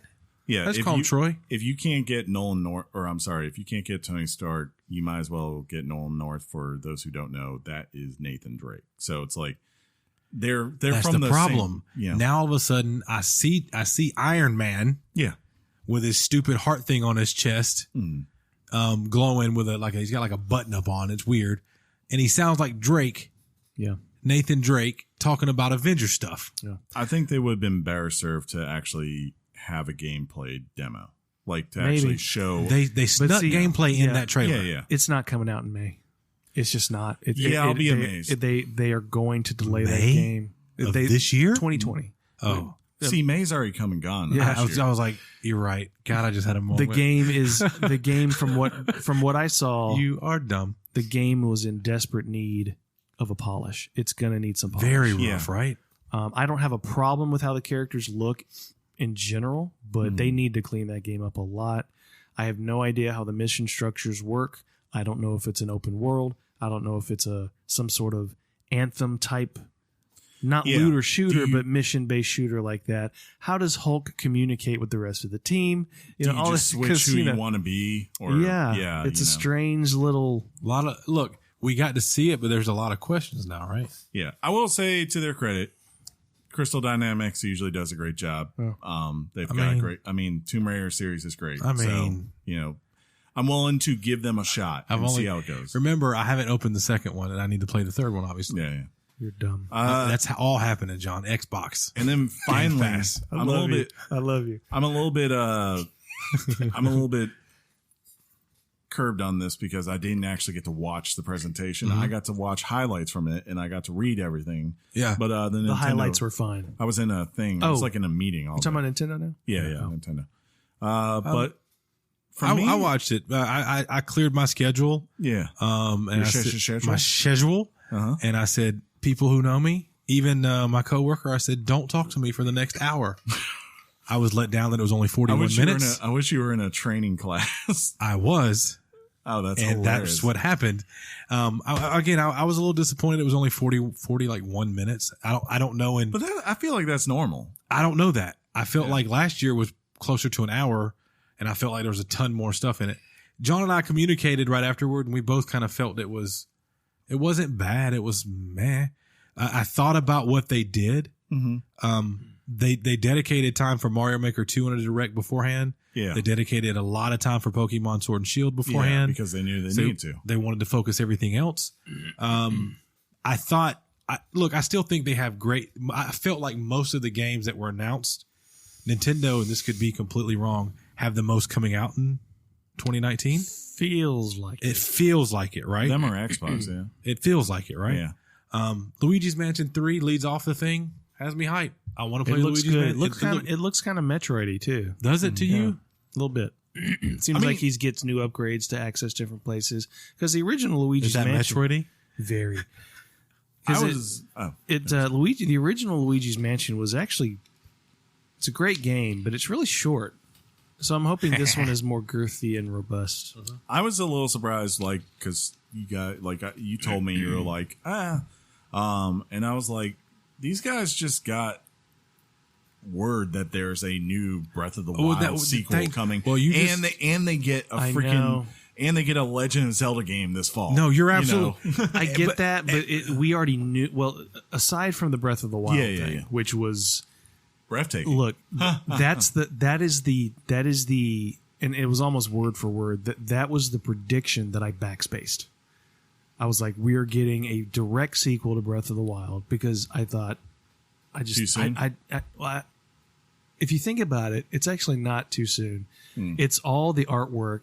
They already have the engine or whatever. Everything they just is don't there. usually do that. Yeah, and I honestly think we're going to get that game next year. It's going to be the Ocarina of Time Majora's Mask scenario. Yeah. They had all the assets. And I agree. It was a quick turnaround. And it makes me very excited. Oh man! But I saw that. I mean, like the fact that they're bringing Panzer Dragoon. Right? I'm not familiar with it that well. I played that. It looked interesting. Looked pretty. I played that back in the day, so I was like, oh. I didn't get to actually look at it, but I was like, yeah, okay, I'll check that out and see how that is. That looked cool. I mean, Animal Crossing delay that hurts. That hurts, but it's an early delay. They stopped the stream. They stopped the direct and explained, we need to do this. Thank you for understanding. It's going to be a great game when it comes out. What's funny is after their direct, they go straight into a treehouse. Yeah, and they start showing Animal Crossing like they're playing it. They're like, come back. Which is like, hey, we promise you it's good. We could release it this year, but just give us a little bit more time. I guess the problem, I went back later this afternoon and sort of skimmed through the direct and looked through it a little bit closer. Mm-hmm. I'm no longer meh on it. The problem I had originally when I first saw it was it's not that these things aren't great that are coming out. It's just that we already knew they were coming out. Where's Bayonetta 3? Where's all these things? Where's the mention? But where's did the you mention really think of that was coming this year? Because that seems to be what they were announced going in for. 2 years ago at the Game Awards. I thought we were getting a we haven't Metroid seen a trilogy thing. announcement. There you go. I was excited about that. I knew For what? A Metroid trilogy announcement. Metroid Prime trilogy. Yeah. I knew that was happening. But the thing I have to keep remembering is I haven't been wowed by a direct at E3 in a long time. And the reason I haven't been wowed is because and it's, to me, it's a good thing. I just have to wrap my head around it a little bit more and appreciate it. We get moments like the E3 moments throughout the year. Yeah. That's true. The Link's Awakening thing 4 or 5 months ago was an E3 moment that we got in March. They're not trying which to be, was not 5 or 6 months ago. They're not trying to be Sony. Yeah. They're not trying to be. You're right. And I think that's where a lot of where my if you call it a letdown, comes from. Because what I did get that's wild is I get a release date for Link's Awakening, which makes me excited. I cannot wait to play this game. Hey, Sean. Chris gets to have a poop game. Yeah. Sean, what was my my one Switch prediction? Yeah, you week? predicted this. The Witcher 3 would be on the Switch, and it is. When I was announced. looking at it, though, I was like, man, they scaled those graphics down, which is fine. But it still looks all right. Yeah, the fact that, look, the gameplay is still great. Banjo-Kazooie, there you go. There's your connection that's just cool because, again, that's Microsoft and Nintendo working together because technically, of course, Microsoft owns that character now. But it wasn't. You remember it as a Nintendo character. Yeah, sure. Banjo-Kazooie's in it, but it's part of the DLC for Smash Brothers. Trials of Mana looks really cool. Pretty. Dark Crystal, I don't get. Oh man! But look at it. But still, the fact that there is a game being made about the Dark Crystal series, like, I don't know how big that movie was for you. Basically, it was huge for me. I went through this direct again, and I just appreciated it. No More Heroes 3. This is what people were. Contra. I'm like, wow, that's a Contra game. It's just. And then the one thing that Astral Chains the actual Platinum game that is coming out looks really good, amazing. And all these games all these games are coming out this year. Yeah, they're coming out now. The Zelda Beat game, whatever it's called, comes out this week. Comes out in 2 days. I want to play that game. Yeah, they announced the Dragon Quest game from. That is a cool. Builders? Having played this game, Builders 2. Yeah, looks amazing. What's the other one you were talking about? Dragon Quest 11. definitive edition for the Switch. That was actually maybe the first thing they announced, other than Luigi mentioned, was the cross up with the Smash Brothers in that series, which was really dope. That's a big get. Yeah. It really is. So we've gone through all these. Yeah.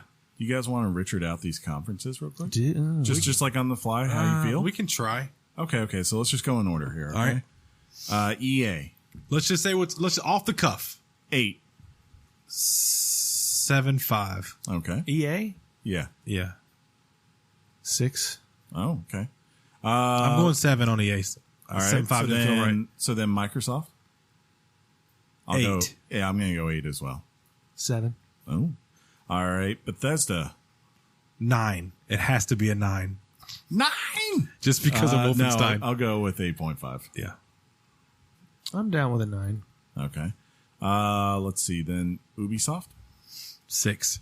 7. I'll go with the 7. Yeah, that sounds about right. Square? If you like their stuff, it was a 10. For your boy, it's about a 7. For me, it's about 6. I'm a 4 there, but the presentation. They've never had a good show. Yeah. Their content was good. Mm-hmm. At least the games that they're announcing, all that stuff's good. I'm down with that. But I can't. It's hard to watch. I think I passed out. They need to just put a video out. Yeah, they should do a direct. Let's see, and then Nintendo. I'm not going to grade that because I haven't actually seen the presentation itself, so I can't say. Seeing Doug Bowser makes it an 11. I'm just kidding. Doug Bowser's no Reggie. Let's go ahead and put that out there. He's not good. Yeah, but it was cute. I did see his little. He sucks Bowser intro. balls. You know, he had a little cute intro there with that. Bowser. Was cute. Yeah, that was cute. That was all right. That was nice. I saw that. Nintendo. What did I give Microsoft, an 8? Yeah.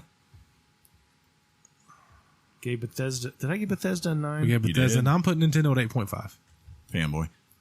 That's an 8. See. But anyways, the correct answer for the only 10 of the conference, of course, was Devolver Digital with their the PC Gamer Show. I haven't seen that yet.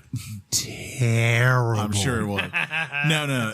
For those who aren't familiar, Devolver Digital kind of does this weird thing. They just put a video out, but it's like they've been building this for 3 years where there's this underlying narrative of like this crazy PR person that has like murdered people and now is apparently a cyborg, where this time she gets like transported to do Nintendo Directs and she's being controlled by the company, and she's like, I heard what it was, she's pissed off as hell. The PC Gamer wasn't terrible. It was very weird. It's not bad. The main host had a full suit on. Yeah.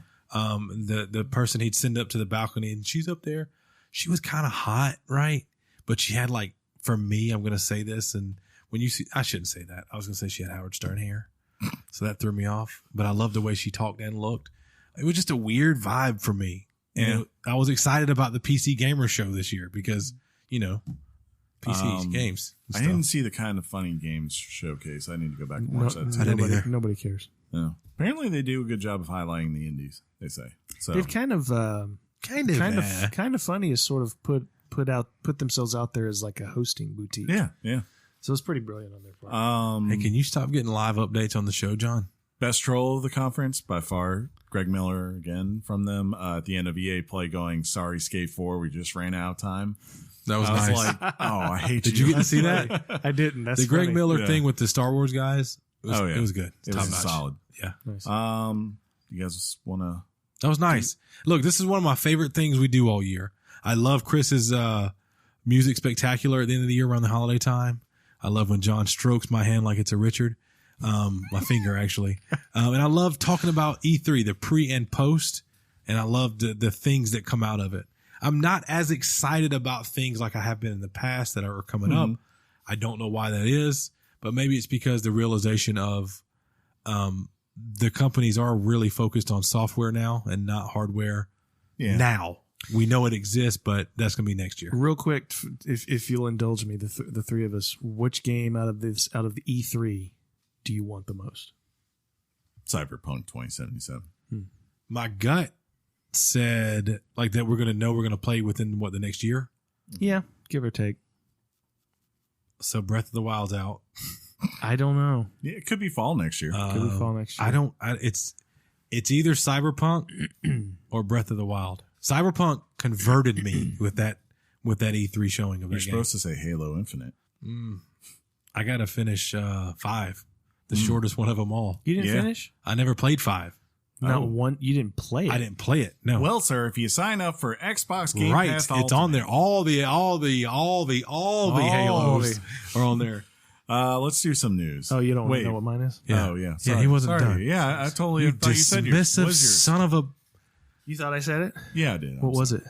We thought you said Cyberpunk. I thought you said Cyberpunk. I just tune out what both. I forget 90% of the show by the time I listen. It's a to cross between Doom and Dying Light 2, I should have known it was Doom. Or Dying Light 2. or In the Blind Forest. Oh yeah. Just can't play them. Let's do some news. Hot off the press and straight to your ears. Weekly Games Chat presents the news. News. Hot That off the press. All right, let's do this, guys. We're already at an hour and a half. Yeah, luckily we're keeping it short on the news this week because I don't know if you noticed. Technically, we just went over a bunch of news, right? That's Good true. stuff. E3 is Very technically nothing but news, Yeah. in theory. In theory. Head bobble. What's up first, guys? GameStop shares plummet. Fine, you read it. He's been waiting to say that for weeks. Go on and go. Go ahead, John. No, dude.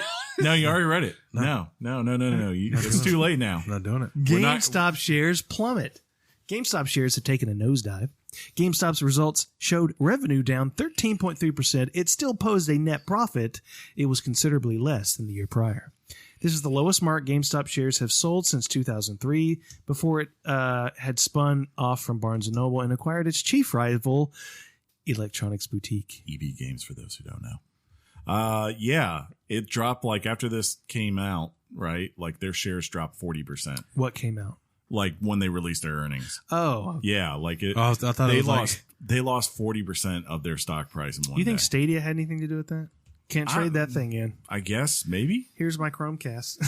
I don't. Or if a lot of people, investors, listen to our show, and Of course tell they them, did. and we're going, things are not looking good, and they're like, eject button. That's right. Well, I'm it's out. like you see a 13% dip, and I think it's just you're seeing the market keep looking at this and going.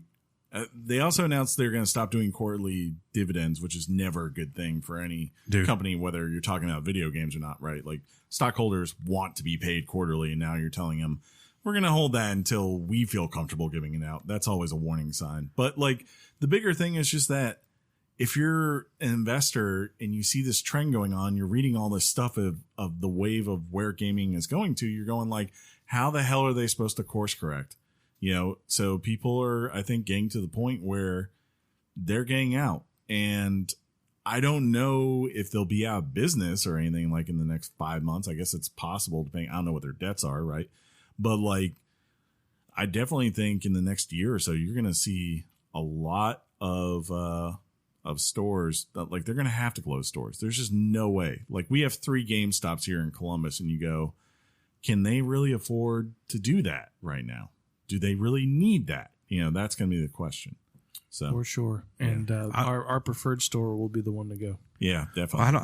I don't know when the last time I've been in one of those stores is. It's been a while for me. And it's weird to think that, like as you're reading that, I go, when was the last time I really went in to buy a game or a system or anything? And why? Where did I buy the other stuff from? The best thing that could have happened to them is Where have I been shopping? the best thing that could have happened to them didn't this week, which was they need Microsoft to come out and say that Project Scarlet was coming in March, and they needed Nintendo to say, yep, and we got new Switches, and they didn't get any of those. So, you know, you have to think now they're basically going, we have to hold on to November of next year. That's what they want. Hold on to the night. Hold We on ready? to the memory. I'm hoping the next story is a go. Speaking of go, Uncharted movie still a go. Tom Holland is set to play Nathan Drake in the upcoming 2020 Uncharted movie, and many fans are divided. The film has been set for release on December 18th of 2020. It has been confirmed by Sony that Holland will be portraying a younger version of the character. Dan Trachtenberg has been assigned to direct the film. Correct. I don't know why. I want to see an Uncharted movie. I think it'll work. Like getting Tom Holland, a guy who's like, blowing up right now. Yeah, he's Spider-Man. Yeah, I mean, like that. He's lovable. That's awesome. I'm interested to see what he can do. Well, consider who was originally cast for the movie. Who was that? It was Mark Wahlberg. Yeah. So he didn't. Ooh. He might not have looked necessarily like Nathan Drake, but he was the age of Nathan Drake, and people don't want the origin story thing. Because that's what this why is can't doing. Nolan North just be? I'm not saying it. I'm saying it's Nathan Drake. Well, everyone wanted Nathan Fillion. Mm-hmm. That would've worked was too. the original hope. I still do. Yeah, he's too old now, I guess. Yeah. But Rambo's doing Rambo look, 5. We know. I've had like so much. You're the of this guy happy.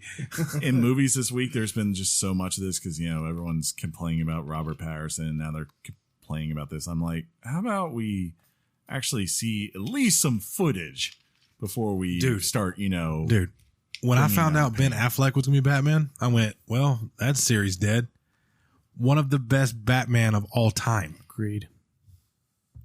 So let's just let this thing play out, huh? Yeah. I have a lot more. It seems like Sony has been playing this series very close to the heart and making sure that when it does come to the screen, it comes in the right way. This is why they're not at E3. They're making this because movie. everybody was undivided and divided about this movie, and then they were scared. Maybe. They said, we don't want to go. Well, speaking of nothing, Ubisoft announces Uplay Plus. Ubisoft has announced Uplay Plus, which I already said. A subscription service that provides access to Ubisoft's PC games library for a monthly fee. For $14.99, $15. 100 games, including the developer's latest releases. I think that was an incomplete sentence. It's such a it's such a stigmatism. The platform will cover all bonus game features like DLC and expansions, and the service will launch on September 3rd and also be coming to Stadia. Ooh. Oh, speaking of Stadia, and I don't mean to pivot, one thing that from Bethesda that was interesting was Orion. Yeah, they even made that work well, to their credit. Dude, now that we know Orion exists, that's another possible game changer. I'm just saying. No, it's like a filter. How did we not even bring up Orion? Yeah, it's like a filter for Stadia. No, or like pretty much any streaming services sounds like it's. Hopefully, it'll make them some money. Yeah, I think that's why that was there. They're going to easily push that out as much as they can. Over Dude's like, matter of fact, bring it out. Let's show them how it works. And she comes out and there's like a camera on her. It's fantastic. So that just triggered my thought on that, because there's a lot of platforms that are kind of partnering with Stadia. So Ubisoft seems to be leading the charge. Agreed. And so I'm hoping that this is kind of like starting with PC and it's going to move to consoles and I don't know like that one unless they're just really banking on Stadia, because Stadia will be I mean if you're Microsoft, if you can get this is Ubisoft. Yeah, if you could get Microsoft to get on board, I think that would be the big thing. But to me, like, we've had EA Origins premiere on PC for a little while now. There's been no sign of that coming. I guess I was thinking of EA. I mean, Access. there is EA Access, but that kind of like is saying, look, you get that after a very long time. So, I mean, I don't know. This will be interesting to see how it goes. I think it makes a lot of sense because, again, if EA is their main competitor and they have this, why don't you have it? Yeah, right. Yeah. Speaking of things you need to have, it appears that Xbox is the only competitor to Google Stadia. We'll see how long that lasts, huh? Google Stadia details. Stadia will launch in November 2019 via the Stadia Founders Edition bundle. Ooh. It will be available to desktops, Klingon, TVs, tablets, Google phones like the Pixel, because there's not anything with a Chrome. Yeah, the Founders Edition will cost $129.99. That's $130 per Chris, and will include a limited edition controller, a Chromecast Ultra. And if you do the math, if they're charging $69 for the controller, $70, and that Chromecast, I believe, is $50 or $60, That's yeah, really what 70. you're paying the $130 for. But you also get a 3-month Stadia Pro subscription, first chance to claim a Stadia name, 1 3-month Buddy Pass to give to a friend. You also get like the complete Destiny experience, which is all kinds of stuff. It was funny because I think like the next day Destiny 2 was free. Google Stadia base will launch in 2020. So if you don't want the Pro Edition, that's where you'll get it. It will include up to 1080p and 60 frames per second. Buy and keep the games you want. Play in a Chrome browser on any computer or really any device that has a Chrome browser. Yeah, that's the thing. Or on your Pixel 3 or 3A. Yeah. And it seemed like this was not the basic one coming later was not a console. No, it's not. And I have to say, Yeah. like when they announced that and everything, I was like, well, why do I need to buy that other than just getting in? Because it's like, I was really surprised. There's no subscription like service in the way of like what Like Netflix, yeah. like which is what we thought they were doing. Instead, it seems to be more of like how PlayStation Plus and Games with Gold is, where you have this subscription. Yeah, you get a game every now and then. So Destiny is going to be the first one, Destiny 2. It was unclear if that's permanent or if it's like in the way still how Games Pass is, where games come and go to that, like what's offered for free. So I don't know. It's just like I feel like I was really hyped out of GDC, what they announced. I was like, this is really cool. But now I'm kind of more of just sit back and wait, with them. I didn't see a reason for me to run out to buy this right away. Well, This is, to me, it's an attractive price point. me too. Very That, attractive. Yeah. But I mean, it's like, just- you don't need to pay that. Like, that's the point. Like, you don't need to buy that price point. Like, you can wait till January of next year and then just open up your Chrome browser on your PC. But there's a and lot play. of perks that go with it. That I want a controller. I know you'll be able to buy a controller, and I know you can also use any type of controller. Yeah. But I like the idea of getting my name in early. Things like that. I know that doesn't matter to some people. Yeah. But No, I think it's just I don't know. you can't- I'm not 100% in, but I'm not against this going in Are you right off the against? jump. Are you against rap or rappers? 100%. That's from a song, That's because fine. old school rap, Chris. Yes. Okay, cool. And so, I mean, this is going to run. Hopefully, if they say what it's going to do, I finally have the internet that's going to really Until have you no find issue out with you this. got, like I said this a long time ago on this podcast when I first ever found out about Stadia. If you're able to in your hand have a controller, look at your screen, and you're playing a game and it feels just like you do on the Xbox or PlayStation or Switch that you play, Yeah. it's going to be very hard to dismiss this. The caveat is, how am I getting my games? Making sure that the money I pay to get the games are just tightening all that up in my mind, at least, is going to be the thing. I agree with you that the 129 is not a bad price point if you're interested in all that stuff. Right. It reminds me a lot of like Xbox at the beginning of this generation, where they were trying to be like, this is what we know we're eventually getting to, so let's just go ahead and say this is the way it will be now. I do believe eventually, streaming will be the way of future. But I don't know if we're really there yet where that is the only place you're going to play games. Like right now, like it's just streaming and that's it. That's a big ask for a lot of people who do not even like, I think it's like, what is it? 126 million Americans don't have access to internet faster than 25 MIPS, which is just crazy to think of. How many Xboxes are in the world right now? Like something like 45, 50 million. And how many PlayStations? 90 plus million. That's 130 million. Yeah. That's more. My math is off now. But no, I'm saying like they don't. Those people who are there, and of course that's everywhere in the world. That's just not here. Like they're not having to stream everything. They download their games. Like I think the interesting idea for now is kind of what Microsoft is doing. Like where it's like, look, if you want to go out somewhere and stream your game to your console, then or whatever, you can do it. If you want to turn off your Xbox and play on your phone at home while your kid watches something on TV, you can do it. But at the same time, you can also just download the game and have it there, and you don't have to worry about it, and you're using your full power of your console. Yeah, but that comes behind the whatever price point that system costs. Yeah. Where this doesn't. But most people have a console. You already have a smart TV. You already have a phone. or not. I shouldn't say a phone. We have PCs. We have laptops. I could be in the minority here. I think this is the beginning of something huge. No, yeah. I think it's Don't get me wrong. As part of the allure of me wanting to get in on the Founders Edition, honestly. Don't get me wrong. I do think, like I said, Right? as I said momentarily ago, this is the way of the future. The question is, will Google stick around with it long enough until They have enough the money. actual future catches up to them? Yeah. Well, no, but the thing is, they do drop things. Like Google is a company, and they very much care about their bottom line. And if they go and make this huge push, and it, we saw with Google Glass, they made a huge thing on that, and they completely, where is that today? Completely gone. They tried to do the whole entire Google. Well, that's because some dude walked into the room and he goes, "Hey, we could do this thing right here. Let's call it Stadia instead." And they went, drop the glass. We're going all in on Stadia. Was he from Let's do this Alabama? thing called Stadia. Yeah, was he from Alabama? He just showed up. I drove through tonight.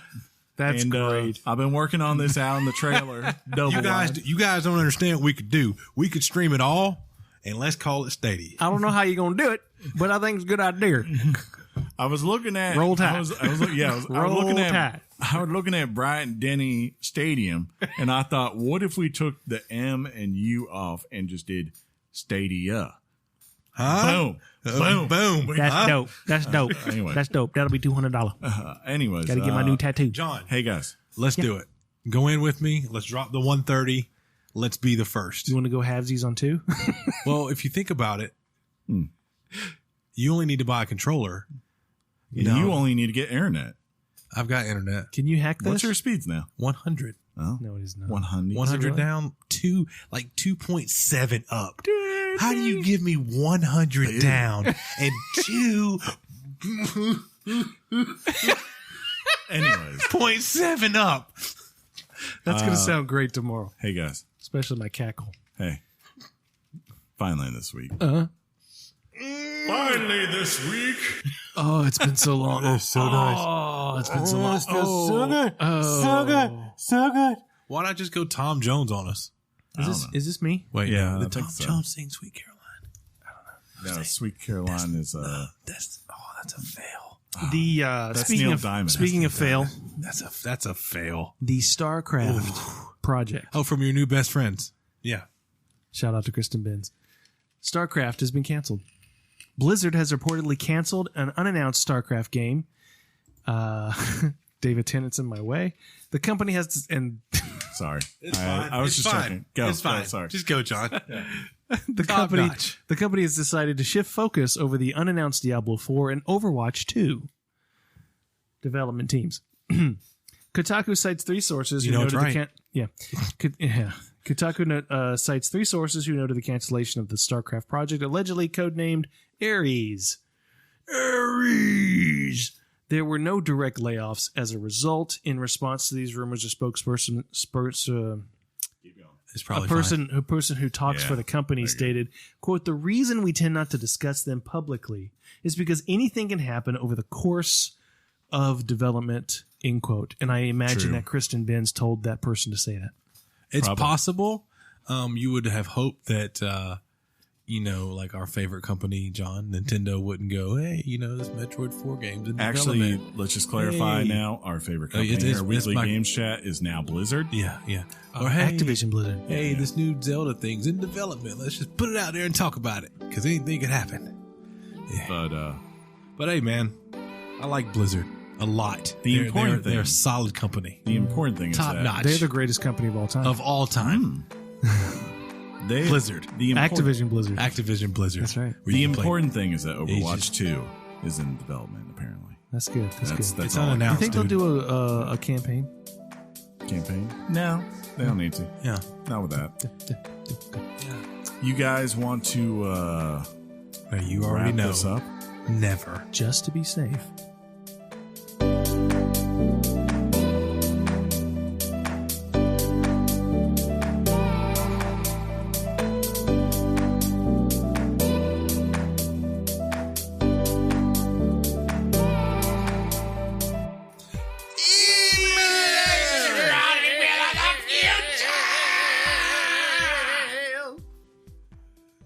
Sorry. We didn't have anything to write about last week, But, Chris, but ask but- and we shall receive. Sir. yeah, that's what happens. If you want to write your thoughts and opinions in, you can do so by writing us at weeklygameschat@gmail.com. That's weeklygameschat@gmail.com. First up, our lawyer, Rob, writes in, and he says, Are we sure it's Rob? Yeah. And It he's says only Rob. I read it. he's this only morning. our lawyer in spirit. He says, Dear gentlemen, I apologize for not writing in sooner, but there were several contributing factors. First, work has been keeping me very busy, and I was not able to watch Endgame until recently. Accordingly, I swore off all media sources that touched on general pop culture until I could see the movie. As you should have. No small feat. Yeah. No kidding. Yeah. After that, I had quite the backlog of episodes to consume. A while back, you asked about my thoughts and prayers. on arbitration and the riot situation. My opinion on arbitration is that it's horrible because it tends to minimize or reduce legal fees. That's funny. In all seriousness, the comments already made reflect my opinion, and I can't really add anything to the now stale subject. I only address it because I heard my name mentioned. Indeed, sir. It reduces the Also, legal fees. I apparently have the same birthday as John's wife. You stay away from my John's wife. wife. Stay away from my wife. I'm excited for Call of Duty becoming crossplay since I hate playing FPS on a controller, but most of my friends play on PS4. Did we even talk about this on news? That's We a did. huge thing. Yeah, we talked about it last We did. week. Me and Yeah. you did. We handled that. Okay. Destiny 2's cross save is a big step in the right direction. 2 friends on different platforms is my biggest frustration with gaming presently, and it looks like the tide is turning, especially with Sony finally giving in. I don't have much experience with non-MMO 3D action games, but I just purchased Spider-Man for $16 after my Best Buy 20% discount. Yes. And I am looking forward to finally checking that out. I'll probably get God of War as well while it's on sale for the same price. That's a good deal for both those games. It's very good. Very good deal. I'd take that deal. Take a deal. Since Take it. you've been light on emails, I thought I'd touch on the topic you've mentioned from time to time, physical versus digital. Since college in the late 90s, I've been primarily a PC gamer and barely noticed when CD and DVD games gave way to digital downloads. Maybe that's because physical PC games were more of a pain in that they had to be installed and then likely patched, but that's the trend now too with console games, physical or digital. I can understand the sentiment of wanting to own your own games physically in case they are taken down from a digital storefront, but for online-based games, that's not really a big advantage. It burns me that there are games I can't legally purchase and play now, but I'm not sure how useful my copy of Mario Maker for Wii U is going to be when Nintendo eventually kills the servers. If I compare the cost of PC gaming to console gaming, the PC player wins out.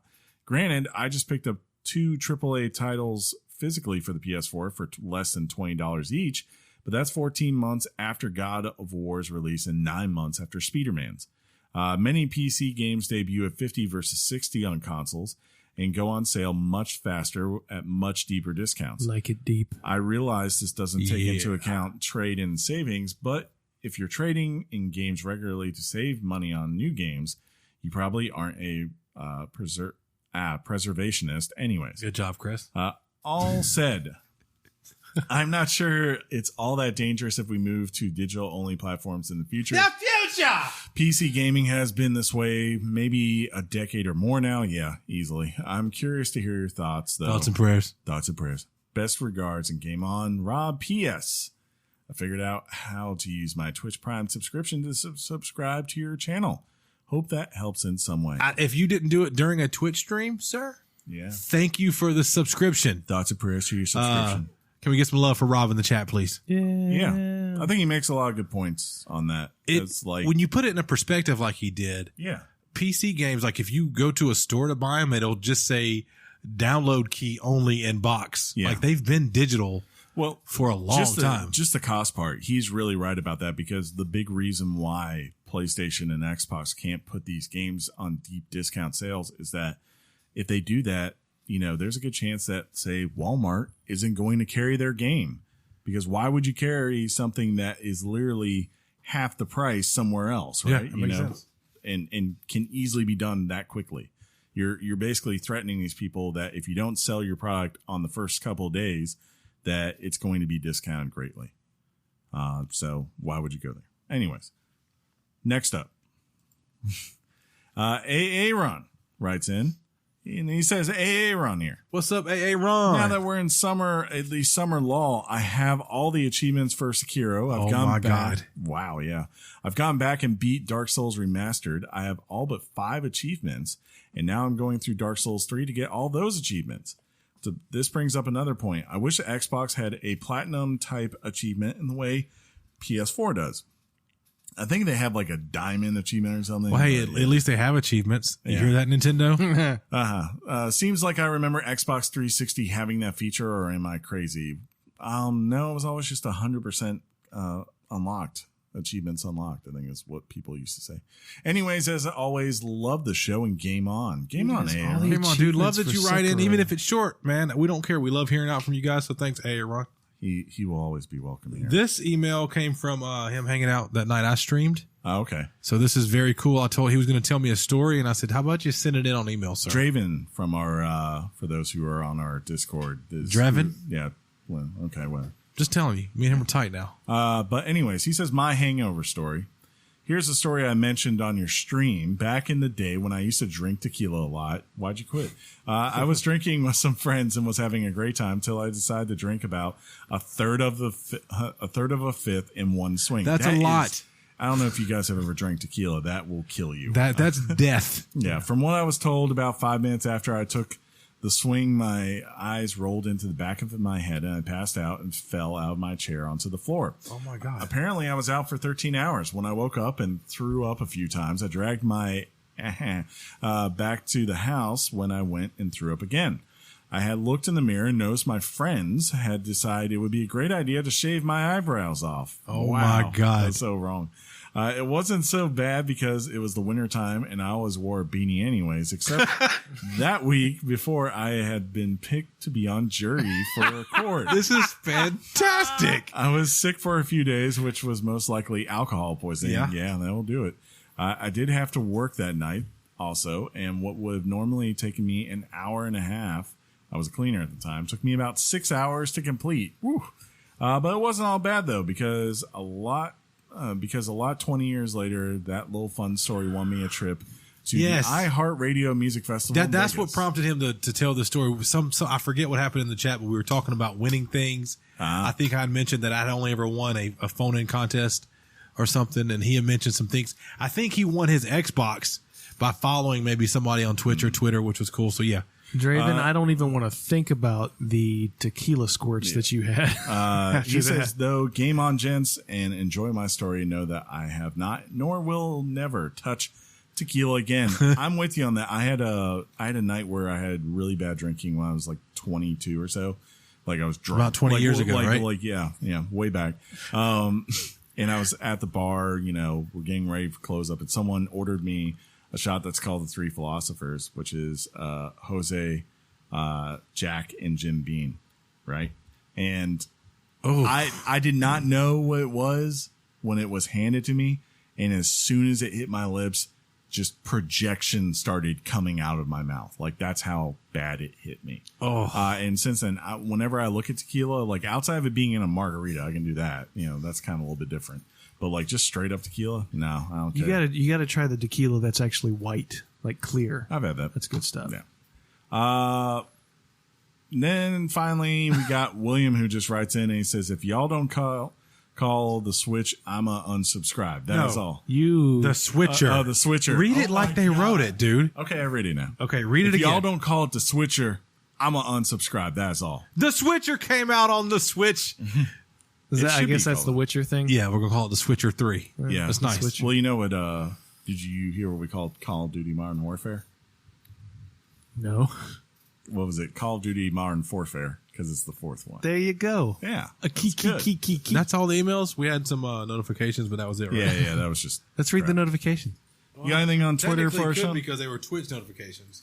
Write us at Weekly Games Chat on Twitter. My phone, dog. I got stuff to do. Terrible. Wordscapes to close.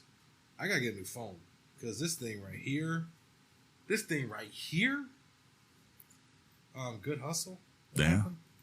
I like that. Boom. Look at that. Very nice. That's where we peaked. Hey, dude, your Wi-Fi is not working, dude. Yeah, it looks like things are down. So, you know what? Let's just... Whoa. It's okay. We're at like 2 hours. But I got things, and I want to read these next week. All right. At David_McClendon. Hey, at Weekly Games Chat. Hey, Richards. Boom. I know you're about to record, which we are. We're wrapping that up now. If y'all haven't seen it, how about y'all pull a last-minute audible and record the show, skip the post-show fast food, order pizza, and Twitch yourselves watching the Nintendo Direct? No. Well, you tweeted that 2 hours ago, and the Direct would have happened for us at about our noon time. So that time didn't work out. Yeah, it was about 7.5 hours ago. At Big Riff, yeah, the Star Wars game will be cool. Yes, Stadia is going to be a game changer. But have you ever considered getting good? That's funny. He tweeted at us there. We had 15 notifications. I'm not sure. Let's see. I don't think we have anything. A lot of the notifications were about our going live and watching the Microsoft Xbox. Xbox did tweet us at Weekly Games Chat. The hashtag Xbox E3 briefing is going live at 1. Thank you, Xbox, for that. We appreciate you mentioning it. Was that's the second time that's happened now. Chris is confirmed, or he's convinced that it's not really Xbox. Maybe it was because I got one personally. On my own Twitter. Let's see. Oh, at Platinum Twitch, which I have watched, his streams are fantastic. He really promotes our channel. He really enjoys us. He tells all of his friends about us. For sure. He had heard that, he didn't get a chance to write in. So he said, didn't get a chance to write an email. And I don't know if I'll catch you before you're done recording. Just wanted to say you guys are awesome. Thank you for continuing to give us such great entertainment week in and week out. Game on. So I said, game on. I'll make sure to read it this next week, which I have now done. So I have fulfilled my obligation. New followers. It looks like Chris has already gone back and followed everybody back because I don't ever remember reading these names. But I do have one, and that's at Dan_117. Thank you for the following you back. And you are a Manchester United fan. The only time I followed anyone was last week. We can't. Well, that's when all of these were followed back, Chris. Wow.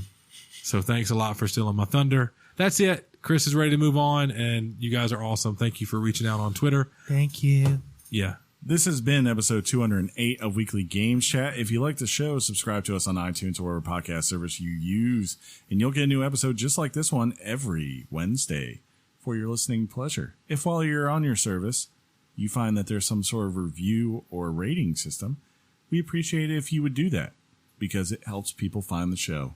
And that's all Sean ever wants is more people to find us. Yeah, and follow us. Me and John are interact about with us. privacy, but I don't know what. No, you're dude, doing. we can't do this and want to stay private. John You got to is- be out there for the I'm people. privately going to let people know John's been stroking my arm for the last 20 seconds. And for the first 16, you thought it was Penny and you were okay with it. You I sick was. son I of was a. just like, I missed the attention. Billy. You can find us on Twitter, Facebook, all those places. Make sure you go and get the link to the Discord on our Twitter page, or just pull up your Discord app and type in Weekly Games Chat. Twitch. Huh? Twitch. Twitch. Oh yeah, that's a thing. Twitch. We are on Twitch usually every Monday night. It's been up in flux lately because I think we were like, what are we gonna play? And John's been out of town. I streamed one night. Yeah, you did. And somebody did ask, when is John going to stream on Twitch? And we laughed. We laughed really hard. But yeah, come check us out. Usually on at 8 p.m. Eastern Standard Time every Monday. Maybe now and then a little bit later or a little bit earlier. Just depends. Until next time, I will simply say game on, Sean. Game on, Chris. Game on, John. Game on, sweet girls. Game on, John. It's so weird to say that back to you now. It's been like forever. I can't stop doing this, so I have to do it again and go, your mom's box. Peace out, everybody. Say it. Thug life. Say your thing, man. It sounded so puny. Good.